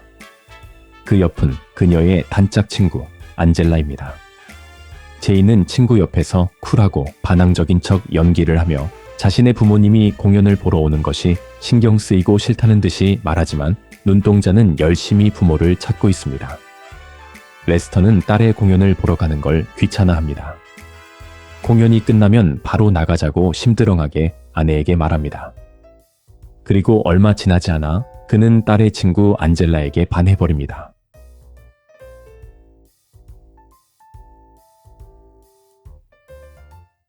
친구에게 꽂히는 아빠의 시선에 제이는 마음이 상합니다. 안젤라는 친구 아빠의 노골적인 눈길이 싫지만은 않은 듯 보입니다. 그와 같은 시선은 그녀를 특별하게 만들어주며 사람들에게 주목을 받는 것이 그녀에게는 가장 중요한 일이기 때문입니다. 자신에게 최악은 평범한 존재가 되는 거라고 안젤라는 말합니다. 평범한 제이는 친구의 말에 뜨끔합니다. 집으로 들어오는 길에 제이는 옆집에 새로 이사온 리키라는 애가 캠코더로 자신을 찍고 있는 걸 발견합니다. 제인과 동갑인 리키는 일상의 풍경을 캠코더로 찍어 보관하는 묘한 취미가 있습니다.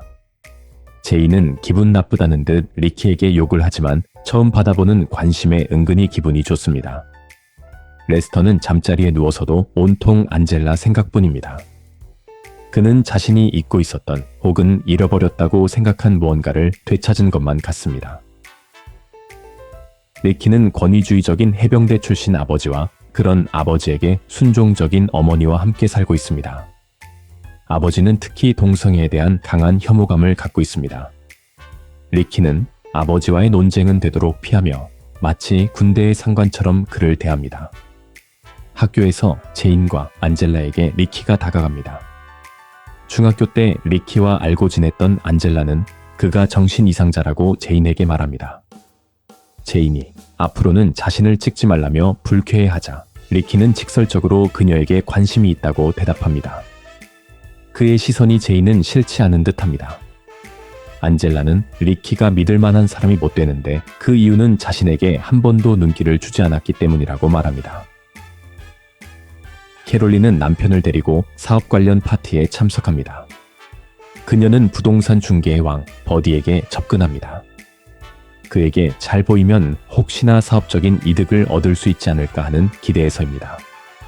레스터는 아내의 속물근성이 못마땅합니다.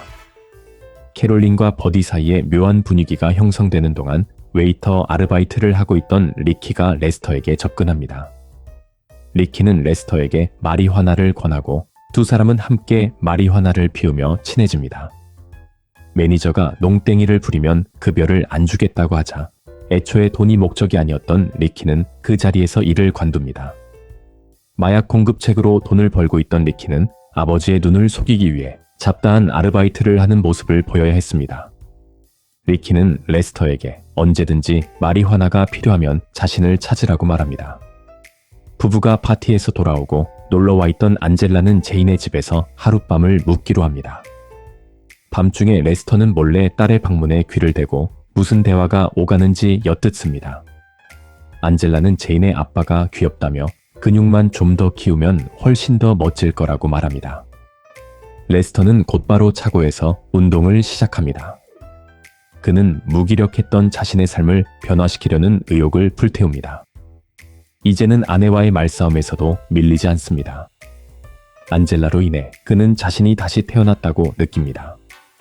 아침에는 조깅까지 합니다.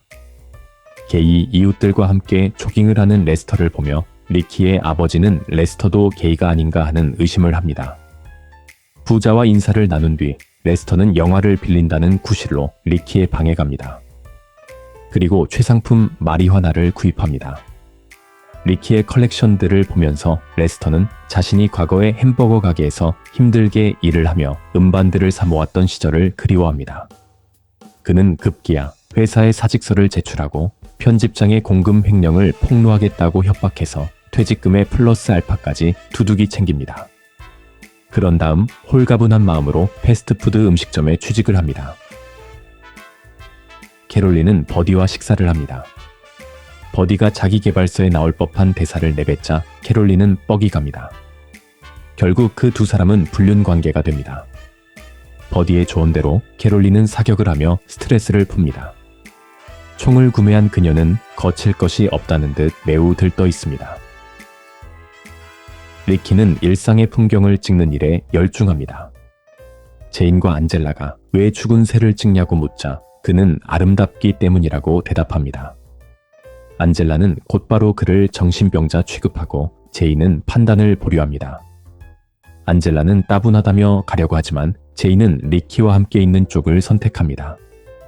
집까지 함께 걸어가면서 리키는 얼어 죽은 노숙자를 카메라에 담았던 얘기를 해줍니다. 죽은 사람을 보고 있으면 꼭 신이 자신을 보는 것 같고 더 자세히 들여다보면 정말 신이 보이기도 한다고 그는 말합니다. 지금은 뭐가 보이는지 제인이 묻자 그는 그녀를 바라보며 아름다움이라고 대답합니다. 두 사람은 함께 리키의 집에 갑니다. 가정주부로서 남편에게 정신적 지배를 당해온 리키의 어머니는 집에 혼자 있을 때에는 꼭 빈 껍데기만 남겨져 있는 것 같습니다. 아버지의 비밀 서재에 몰래 들어가 리키는 제인에게 아버지의 소장품들을 구경시켜줍니다. 나치 문양이 박힌 접시를 보고 제인은 흠칫 놀라지만 이번에도 판단을 보류합니다. 본인은 깨닫지 못하고 있으나 이와 같은 가치 판단의 보류는 그녀만의 특별한 능력입니다. 리키는 제인에게 자신이 지금까지 찍은 것 중 가장 아름다운 영상을 보여줍니다. 그것은 바람에 이리저리 거리를 떠도는 비닐봉투를 담은 영상입니다. 그때 그는 저 봉투가 자신과 함께 춤을 추고 있음을 느꼈습니다. 누군가에게는 의미 없는 풍경이고 누군가에게는 바람에 힘없이 흔들리는 봉투의 나약함을 의미하겠지만 리키는 그 순간 보이는 세계 너머에 신비롭고 자애로운 힘을 감지했습니다. 이 세계를 이루는 각자의 사연들과 각자의 문제들은 그 자애로운 힘이 연출하는 저마다의 춤사위이며 그걸 깨닫는 순간 이 세계는 숨막힐 듯한 아름다움으로 우리를 압도합니다. 그것은 우리 마음속의 단단한 두려움을 무너뜨리는 저항할 수 없는 아름다움입니다. 제인은 리키에게 공감하고 두 사람은 입을 맞춥니다. 저녁 식사 자리에서 레스터가 퇴사를 했다는 이유로 그들은 다시 부부싸움을 벌입니다. 캐롤린은 제인을 위로해 주려다가 감정이 격해져 뺨을 때리고 맙니다. 제인에게 정말 위로가 되는 건 이런 비참한 자신을 카메라에 담아주고 있는 리키입니다. 그런데 갑자기 방에 들이닥친 아버지가 리키를 구타하기 시작합니다. 자신의 비밀 서재에 누군가 다녀갔음을 알아챈 아버지는 리키가 돈을 훔치기 위해 들어왔다고 의심합니다. 리키가 옆집에 사는 여자친구와 함께 소장품들을 감상하러 서재에 들어갔다고 말하자 갑자기 아버지의 분노가 가라앉습니다. 정말로 옆집에 여자애가 보입니다. 아들이 게이가 아닐까 걱정하고 있던 아버지는 내심 안도하며 방을 나갑니다. 어느 날 아침 리키는 제인과 함께 등교를 합니다. 그때 레스터가 리키에게 전화를 달라는 제스처를 보입니다. 그 모습을 목격한 리키의 아버지는 신경이 쓰입니다. 아버지는 리키의 방에서 그가 찍은 영상들을 살펴봅니다. 레스터가 알몸으로 차고에서 운동을 하는 모습이 찍혀 있습니다. 리키의 아버지는 화면 속 레스터의 모습을 뚫어져라 응시합니다. 패스트푸드 음식점에서 일을 하는 레스터는 우연히 드라이브 스루에 들어선 아내의 음성을 듣습니다. 그렇게 캐롤린은 자신의 불륜을 남편에게 들키고 맙니다. 레스터는 차분한 태도를 유지하며 캐롤린을 능멸합니다. 버디는 캐롤린에게 이별을 통보하고 그녀는 절망합니다. 차고에서 운동을 하던 레스터는 마리화나가 다 떨어진 걸 확인합니다. 레스터의 연락을 받은 리키는 잠깐 옆집에 볼 일이 있다며 나갑니다. 그런 아들을 아버지는 의심스런 눈초리로 바라봅니다. 아버지는 옆집 차고를 훔쳐봅니다. 아버지의 눈에는 리키와 레스터의 관계가 지나치게 친밀해 보입니다. 영락없이 성적인 서비스를 하는 모습입니다. 그때 안젤라의 차가 집 앞에 주차되고 안젤라와 제인이 집에 들어섭니다. 그 소리에 레스터와 리키가 허둥지둥 자리를 정리합니다. 이 모든 광경에 리키의 아버지는 아들이 게이라는 것과 몸을 팔아 돈을 벌고 있음을 확신합니다. 리키의 아버지는 아들을 집에서 쫓아냅니다. 게이는 용납할 수 없다는 말을 하며 그는 분노 대신 흐느껴 웁니다. 절망에 빠진 캐롤린은 차 안에서 자기개발 오디오북을 듣고 있습니다. 자기개발 강사는 희생자의 삶을 살지 말라고 강조합니다. 뭔가를 마음먹은 듯 그녀는 결의에 찬 얼굴로 총을 손에 줍니다. 자기가 이런 꼴이 된 것이 남편 때문이라고 생각한 그녀는 결코 희생자가 되지 않겠다고 스스로에게 다짐합니다. 방에서 제인은 아빠와 자고 싶다는 안젤라와 말다툼을 벌이고 있습니다. 그때 집에서 쫓겨난 리키가 찾아와 제인에게 함께 뉴욕으로 떠나자고 제안합니다. 제인은 그 제안을 받아들입니다. 안젤라는 저 괴물 같은 놈 따라가지 말라며 만류합니다. 제인은 나 역시 괴물이며 완벽한 너는 이해하지 못할 거라고 소리칩니다. 이 와중에 안젤라는 내가 못생긴 건 아니지 라고 하며 그 칭찬을 받아들입니다. 그러자 리키는 안젤라를 향해 너야말로 못생기고 평범하고 지루한 사람이라고 말합니다. 이 말은 안젤라가 가장 듣기 괴로워하는 말입니다. 그녀는 방을 뛰쳐나갑니다. 레스터가 운동을 하는 차고 안으로 리키의 아버지가 찾아갑니다. 그는 비에 흠뻑 젖어 있고 주체할 수 없는 슬픔에 빠져 있습니다. 레스터가 그를 위로해 주려는데 그가 갑자기 레스터에게 입을 맞춥니다. 뭔가 오해가 있는 것 같다고 말하며 레스터가 거부하자 그는 굴욕감과 함께 돌아갑니다. 운동을 마친 레스터는 안젤라가 혼자 어두컴컴한 거실에 앉아 있는 걸 발견합니다. 안젤라는 레스터에게 섹시하다고 말하고 두 사람은 서로에게 다가갑니다. 레스터는 안젤라가 자신이 이제껏 본 중에 가장 아름다운 사람이라고 말합니다. 또한 너는 평범해지고 싶어도 평범해질 수 없는 사람이라고 덧붙입니다. 그의 말에 안젤라는 위로를 받으며 평범한 것보다 슬픈 건 없다고 말합니다. 그렇게 해서 관계를 가지려는데 그녀가 이게 자신의 첫 경험이라고 그에게 비밀을 털어놓습니다. 이제까지 그녀가 떠벌리고 다녔던 남자 경험들은 모두 자신을 쿨하고 돋보이게 만들기 위한 거짓말이었습니다. 실제로는 소중한 순간이 올 때까지 첫 경험을 미뤄두고 있었던 것입니다. 그녀의 말에 레스터는 머리를 한 대 맞은 듯한 기분에 휩싸입니다. 자신이 지금 무슨 짓을 하려는 건지 이제야 이해한 것처럼 보입니다. 세상이 엉망이라고 여기며 엉망으로 살 구실을 찾아왔지만 어쩌면 이 세상은 그렇게 엉망진창은 아닐지도 모릅니다. 그는 그녀의 옷을 입혀주고 그녀가 미안해하자 따뜻하게 안아주며 모든 게 괜찮다고 말합니다. 그녀를 위해 요리를 해줍니다. 레스터는 그녀에게 제인이 요즘 어떤지 묻습니다. 안젤라는 제인이 사랑에 빠져 있어 행복하다고 말합니다. 그 말을 듣고 그는 흐뭇한 미소를 짓습니다. 레스터는 요즘 어떤지 안젤라가 묻자 그는 아주 좋다고 대답합니다. 혹은 아주 좋다는 사실을 그제야 깨닫습니다. 안젤라가 화장실에 간 사이 그는 새로운 시선으로 가족 사진을 바라봅니다. 아이고, 세상에 이런 맙소사 하며 스스로를 향해 어이없어 합니다. 그는 마침내 자신이 잊고 있었던 것, 잃어버리고 있었던 것이 무엇인지 깨닫습니다. 무엇이 진정으로 아름다운 것인지 알게 됩니다. 그리고 그런 그의 뒤통수를 향해 누군가 슬그머니 총구를 들이밉니다. 총이 발사됩니다. 그렇게 레스터는 살해되어 죽습니다. 총소리를 듣고 제인과 리키가 방에서 나옵니다. 리키는 레스터의 죽은 모습에서 궁극의 아름다움을 발견합니다. 잠깐 동안 그의 시선은 신의 시선과 하나가 됩니다. 레스터를 죽인 사람이 리키의 아버지임이 드러납니다. 캐롤린은 그가 죽은 걸 보고 옷장 안에 그의 옷들을 껴안으며 오열합니다. 죽음 이후에도 레스터의 의식은 소멸하지 않고 계속됩니다. 주마등이 시간을 초월하여 마치 영원처럼 이어집니다. 그가 살아오면서 경험했던 아름다운 순간들이 펼쳐집니다. 그는 다음과 같이 우리에게 마지막으로 메시지를 전합니다. 내게 일어난 일들에 화를 낼 수도 있겠지만 세상에 이렇게나 많은 아름다운 것들이 존재하니 화를 계속 품고 있을 수도 없어요. 가끔은 그 아름다움을 일순간 깨닫는 벅찬 경험을 할 때가 있죠. 가슴이 풍선처럼 부풀어 올라 터질 것만 같을 때 말이에요.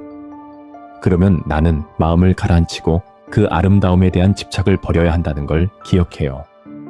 그렇게 하면 그게 빗물처럼 내 안을 흐르고 나는 내 작고 어리석은 삶의 모든 순간에 대해 감사함 말고는 아무것도 느낄 수가 없게 되죠. 내가 무슨 얘기를 하는지 아마 당신은 모를 거예요. 하지만 걱정 마세요. 결국 알게 될 테니. 발레리나인 그녀의 이름은 니나입니다.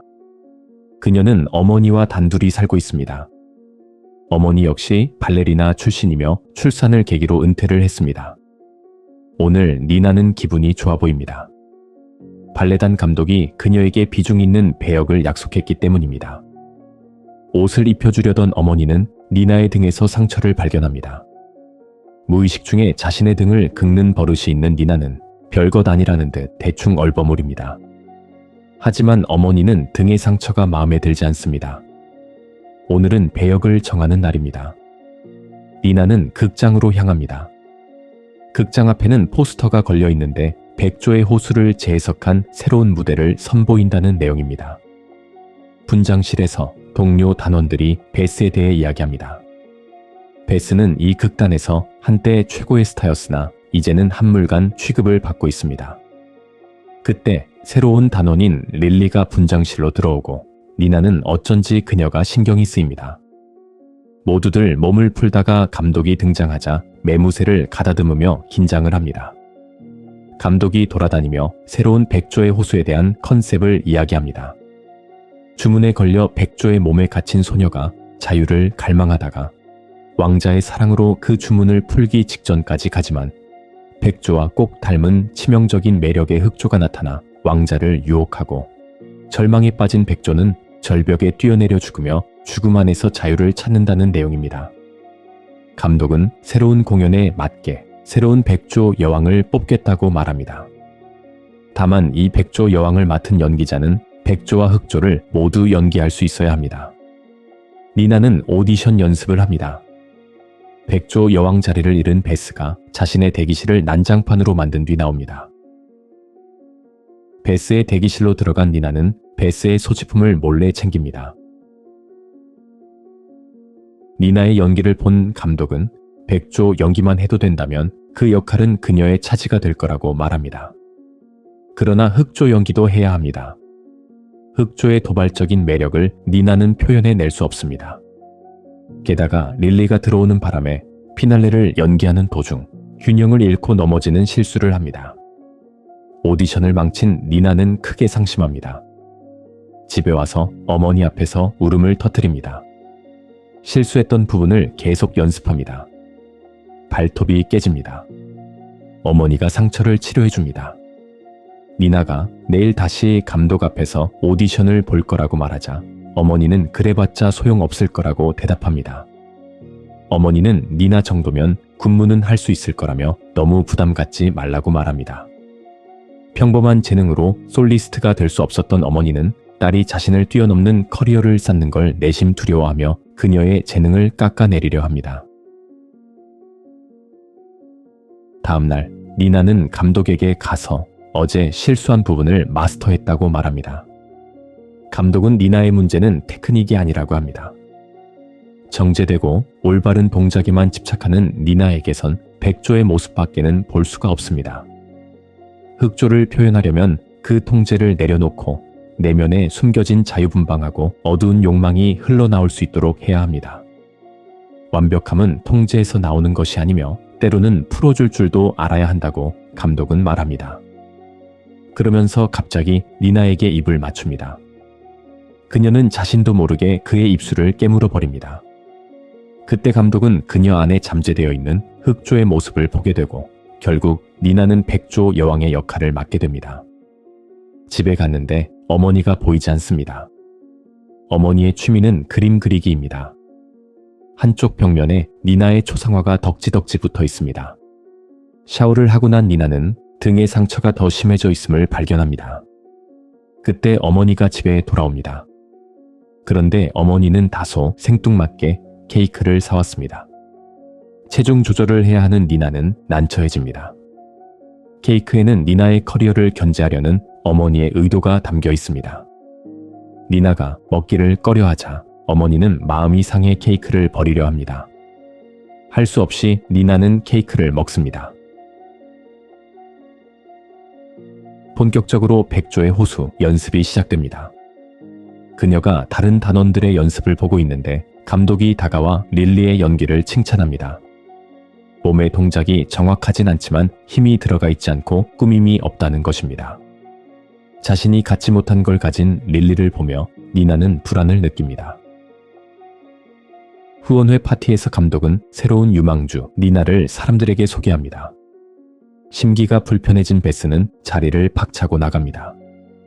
베스는 자신의 자리를 차지한 니나에게 악담을 퍼붓습니다. 파티가 끝난 뒤 감독은 니나를 자기 사무실로 데려갑니다. 그는 그녀에게 남자 경험이 많은지 묻습니다. 하지만 그녀는 그런 쪽에 별로 경험이 없습니다. 감독은 그녀에게 자위를 권합니다. 그녀 안의 흑조를 끄집어내기 위해서입니다. 니나가 집에 오자마자 어머니의 과도한 보살핌과 집착이 시작됩니다. 등의 상처가 점점 더 심해지고 있는 걸 발견한 어머니는 니나의 손톱을 가위로 자릅니다. 어머니는 니나의 자해가 과분한 역을 맡은 것에 대한 부담 때문이라고 말합니다. 니나는 어머니가 자신을 정말로 걱정해주고 있는 것인지 확신이 잘 서지 않습니다. 다음 날 아침 잠에서 깨어난 니나는 감독의 조언대로 자위를 시도해보려 합니다. 그러던 도중 침대 옆에 의자에 앉아 잠들어 있는 어머니를 보고 기겁을 합니다. 연습실에서 단원들이 모여 몸을 풀고 있습니다. 이때 한 단원이 울면서 베스가 차 사고를 당해 병원에 입원했다는 소식을 전합니다. 감독은 베스가 스스로 차에 뛰어들었을 거라고 추측합니다. 베스에게는 어두운 충동이 있으며 그러한 면이 그녀의 큰 매력이었다는 식으로 감독은 말합니다. 하지만 그러한 어두운 충동은 동시에 자기 파괴적이기도 합니다. 문병을 간 니나는 베스의 다리에 난 상처를 보고 충격을 받은 채 뛰쳐나옵니다. 베스의 대기실은 이제 니나의 차지입니다. 그녀는 대기실에 앉아 몰래 챙겨두었던 이제는 숨길 필요가 없어진 베스의 소지품들을 꺼내 나란히 배열합니다. 집에서 쓰레기를 버리던 니나는 막대기를 하나 챙깁니다. 그녀가 자신의 방문을 잠글 방법은 막대기를 이용하는 것뿐입니다. 조그만 인기척이라도 들리면 어머니는 니나가 뭘 하는지 보러 옵니다. 그녀는 어머니의 집착에서 벗어나고 싶습니다. 감독은 여전히 니나의 흑조 연기가 마음에 들지 않습니다. 너무 경직되어 있고 억제되어 있습니다. 연습이 끝난 후 감독은 니나에게 남아있으라고 말합니다. 상대역이 되어 연기를 하다가 감독은 니나를 유혹하며 그녀에게 입을 맞추고 몸을 애무합니다. 그녀가 유혹에 넘어가자 그는 동작을 멈추고 유혹을 해야 할 사람은 너라고 말한 뒤 연습실을 나갑니다. 혼자 남겨진 니나는 속상해하며 웁니다. 그런 니나에게 릴리가 다가옵니다. 니나가 감독을 좋아하는 것 같다고 릴리가 말하자 니나는 화를 내면서 자리를 피합니다. 집으로 돌아온 니나는 욕조의 물속에 푹 잠깁니다. 갑자기 환영이 보이기 시작합니다. 그녀 안에 잠재되어 있는 흑조의 모습입니다. 손가락 끝에 피가 묻어 있습니다. 등을 긁은 상처가 더욱 심해져 있습니다. 손톱을 깎다가 거울에 비친 흑조가 부추긴 충동에 이끌려 손에 상처를 내고 맙니다. 다음날 연습에서 감독은 니나에게 혹독하게 대합니다. 니나가 혼자 울고 있었다는 사실을 릴리에게 들은 감독은 그녀가 겁쟁이라며 더욱 강해져야 한다고 화를 냅니다. 니나는 릴리를 찾아가 감독에게 왜 자신에 대해 쓸데없는 말을 했냐고 따집니다. 릴리는 니나를 위해 한 말이었다고 맞받아칩니다. 집에서 어머니는 니나에게 감독이 집적거리지 않는지 묻습니다. 감독은 발레단원에게 들이대는 걸로 소문이 자자합니다. 어머니는 남자 관계로 인해 자신의 커리어가 중단되었던 실수를 니나가 따르지 않았으면 한다고 말합니다. 무슨 커리어? 하며 니나가 묻자 어머니는 니나를 낳기 위해 포기해야만 했던 커리어라고 대답합니다. 하지만 니나를 임신했을 때 어머니는 28살이었고 더 이상 발전할 가능성은 없던 상황이었습니다. 니나가 그 부분을 건드리자 어머니는 화를 냅니다. 등 뒤의 상처 좀 보자며 니나에게 옷을 벗으라고 명령합니다. 니나가 등을 긁는 행위는 어머니의 통제에 대한 무의식적 반발입니다. 그녀 안의 흑조가 풀려날 수 있도록 껍질의 흠집을 내는 것입니다. 따라서 어머니는 등의 상처를 용납할 수 없습니다. 그때 초인종이 울립니다. 누군가 니나를 찾지만 어머니는 그대로 돌려보냅니다. 어머니에게 반항하며 니나는 문 밖으로 나가봅니다. 릴리가 있습니다. 그녀는 사과를 하러 왔다고 말합니다. 사과의 의미로 저녁을 사고 싶다고 합니다. 니나는 별로 내키지 않았지만 어머니가 또 간섭하며 그녀를 통제하려고 하자 그에 대한 반발 심리로 릴리를 따라 나섭니다. 함께 식사를 합니다. 릴리는 니나가 경직되고 긴장해 있다는 걸 깨닫고 그녀에게 엑스터시를 권합니다. 니나는 처음에는 거부합니다. 하지만 결국 그녀는 분위기에 이끌려 그리고 약 기운이 몇 시간만 지속된다는 말에 넘어가 엑스터시를 탄 술을 마시고 맙니다. 클럽에서 정신없이 춤을 추던 니나는 어느새 모르는 남자와 붙어 있습니다. 문득 정신을 차린 그녀는 혼자 클럽을 나옵니다. 그때 릴리가 그녀를 발견합니다. 두 사람은 함께 택시를 타고 니나의 집으로 갑니다. 딸이 해롱해롱하는 모습에 어머니는 기가 찹니다. 니나와 릴리는 어머니를 피해 방으로 도망치고 니나는 막대기를 이용해 문을 잠급니다. 그러고 나서 두 사람은 격렬하게 뜨거운 밤을 보냅니다. 니나의 눈에 릴리가 순간적으로 다른 사람으로 보입니다. 그것은 그녀 안의 흑조입니다. 다음 날 아침, 니나는 지독한 숙취와 함께 잠에서 깨어납니다. 리허설에 늦은 걸 알고 부랴부랴 옷을 챙겨 입습니다. 언제 갔는지 릴리의 흔적이 보이지 않습니다. 연습 장소로 가보니 릴리가 흑조 역을 맡아 춤을 추고 있습니다. 몸을 풀며 니나는 불안한 눈으로 릴리의 연기를 바라봅니다. 설상가상으로 감독은 릴리의 연기를 매우 마음에 들어합니다. 쉬는 시간에 릴리는 니나에게 가서 임시로 역을 맡은 것뿐이라며 오해하지 말라고 말합니다. 왜 아침에 자기를 안 깨우고 갔는지 니나가 따집니다. 하지만 릴리는 금시초문이라는 듯이 어젯밤에 자기는 다른 남자와 있었다고 말합니다. 니나는 그제야 지난밤 택시를 탄 이후부터의 릴리가 모두 자신의 환각이었음을 깨닫습니다. 리허설을 하면서도 그녀는 자신의 자리를 차지할 것만 같은 릴리를 보며 불안해합니다. 감독도 뭔가 의미심장한 얼굴로 릴리를 바라봅니다. 집에 돌아와 침대에 누워서도 불안과 압박감은 가라앉지 않습니다. 니나는 소녀 취향의 오르골을 던져 부셔버립니다. 인형들도 전부 쓰레기통에 버립니다. 그녀는 블랙스완 연기만 잘 할 수 있다면 과거의 자신을 부정할 준비가 되어 있습니다. 마지막 리허설이 한창입니다. 공연은 죽음을 결심한 백조 여왕이 높은 곳에서 몸을 던지는 것으로 끝이 납니다. 매트리스 위로 떨어지는 것입니다. 연습이 끝난 뒤 니나는 의상실로 가서 몸의 치수를 잽니다. 그때 릴리가 의상실로 들어옵니다. 릴리 역시 백조 여왕 의상을 맞추러 왔습니다. 릴리가 만약의 경우를 대비해 니나의 대역으로 선정된 것입니다. 니나는 감독을 찾아가 릴리가 자신의 대역을 하지 못하도록 부탁합니다. 릴리가 자신의 자리를 차지하려고 수를 쓰고 있다고 의심합니다. 감독은 아무것도 걱정할 것 없다고 니나를 달래줍니다. 니나는 밤 늦게까지 홀로 남아 연습을 거듭합니다. 거울에 비친 자신의 모습이 멋대로 움직이는 듯한 환각이 보입니다. 갑자기 불이 꺼지고 연습실을 나온 니나는 인기척 소리에 이끌려 무대 뒤로 갑니다. 그리고 그곳에서 두 남녀가 정사를 나누는 장면을 목격합니다. 니나의 눈에는 그들이 감독과 릴리로 보입니다. 릴리가 자신의 자리를 빼앗을 거라는 불안감이 극에 달합니다. 자신 역시 베스의 자리를 빼앗은 거나 다름없다는 죄책감에서인지, 릴리에게 자신의 자리를 뺏기지 않기 위한 보상 심리에서인지, 니나는 베스의 소지품들을 챙겨 병원으로 갑니다. 베스는 폐인이 되어 휠체어에 앉아 있습니다. 니나는 그 옆에 탁자에 베스의 소지품들을 늘어놓습니다. 그런 다음 베스가 어떤 기분이었을지 이제야 알겠다며 미안하다는 말을 되풀이합니다.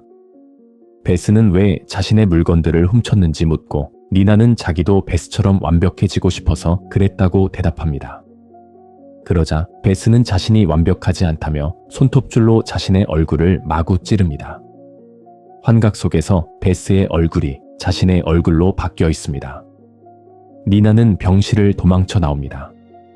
손에 피가 묻어 있고 어찌된 영문인지 손톱줄이 자신의 손에 들려 있습니다.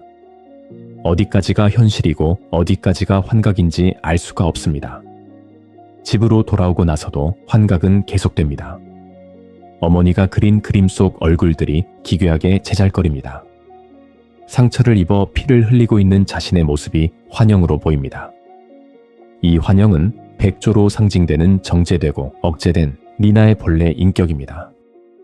이제껏 억눌려 있던 흑조가 점점 살아나면서 니나 안의 백조가 자리를 빼앗긴 것입니다. 그녀는 방으로 가 문을 잠급니다. 등에서 검은 날개가 돋아나기 시작합니다. 다리가 새 다리처럼 툭툭 꺾이자 그녀는 균형을 잃고 넘어지며 정신을 잃습니다. 눈을 떠보니 어머니가 니나를 내려다보고 있습니다. 첫 공연 날이지만 어머니는 니나가 공연을 못하도록 말립니다.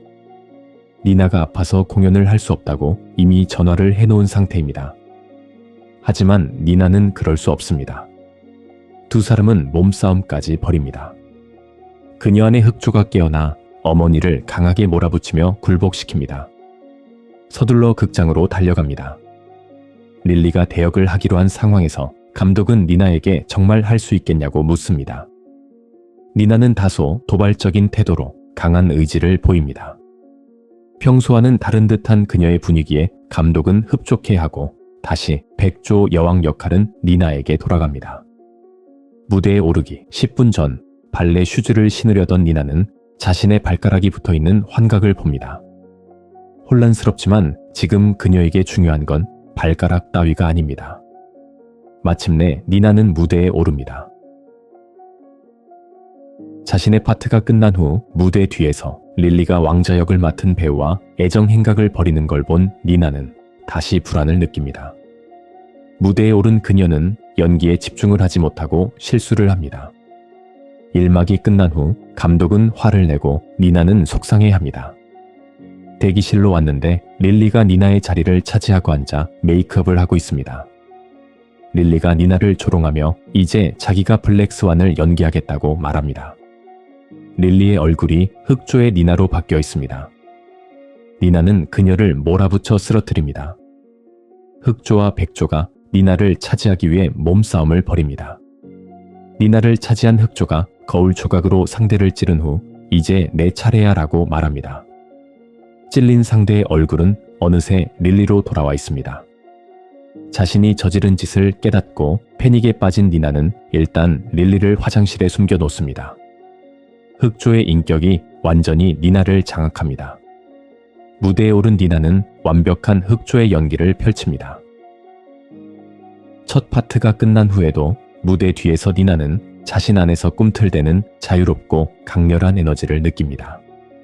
몸이 점점 흑조 그 자체로 변하기 시작합니다. 팔에 검은 깃털이 돋아나 날개가 됩니다. 흑조 연기를 마치자 관객은 기립박수와 함께 환호를 합니다. 니나는 자신의 대기실로 돌아옵니다. 화장실 문틈으로 피가 새어나오고 있습니다. 타올로 대충 가린 뒤 그녀는 다시 백조 분장을 시작합니다. 그때 누군가 문을 두드립니다. 릴리입니다. 그녀의 흑조 연기를 칭찬하기 위해 들른 것입니다. 그제야 니나는 자신이 릴리를 찌른 게 환각이었음을 깨닫습니다. 피도 없고 화장실도 텅 비어 있습니다. 그렇다면 난 대체 누굴 찌른 걸까 하고 니나는 생각합니다. 자신의 배에 거울 조각이 박혀 있습니다. 거울 조각을 빼내자 다시 여리고 순수한 백조의 인격이 돌아옵니다. 니나는 백조 연기 또한 완벽하게 해냅니다. 절벽에서 뛰어내리기 전 그녀는 관객석을 봅니다. 어머니가 니나의 연기에 압도당해 감동의 눈물을 흘리고 있습니다. 그녀는 마침내 몸을 던져 진정한 자유를 찾습니다. 관객들은 떠나갈 듯 함성을 지르고 동료들이 니나의 주위로 모여들어 손뼉을 치며 축하해줍니다. 그때 니나가 피를 흘리고 있음을 모두가 알게 됩니다. 무슨 짓을 한 거냐고 감독이 니나에게 묻습니다. 니나는 여전히 도취된 얼굴로 완벽했다고 대답합니다.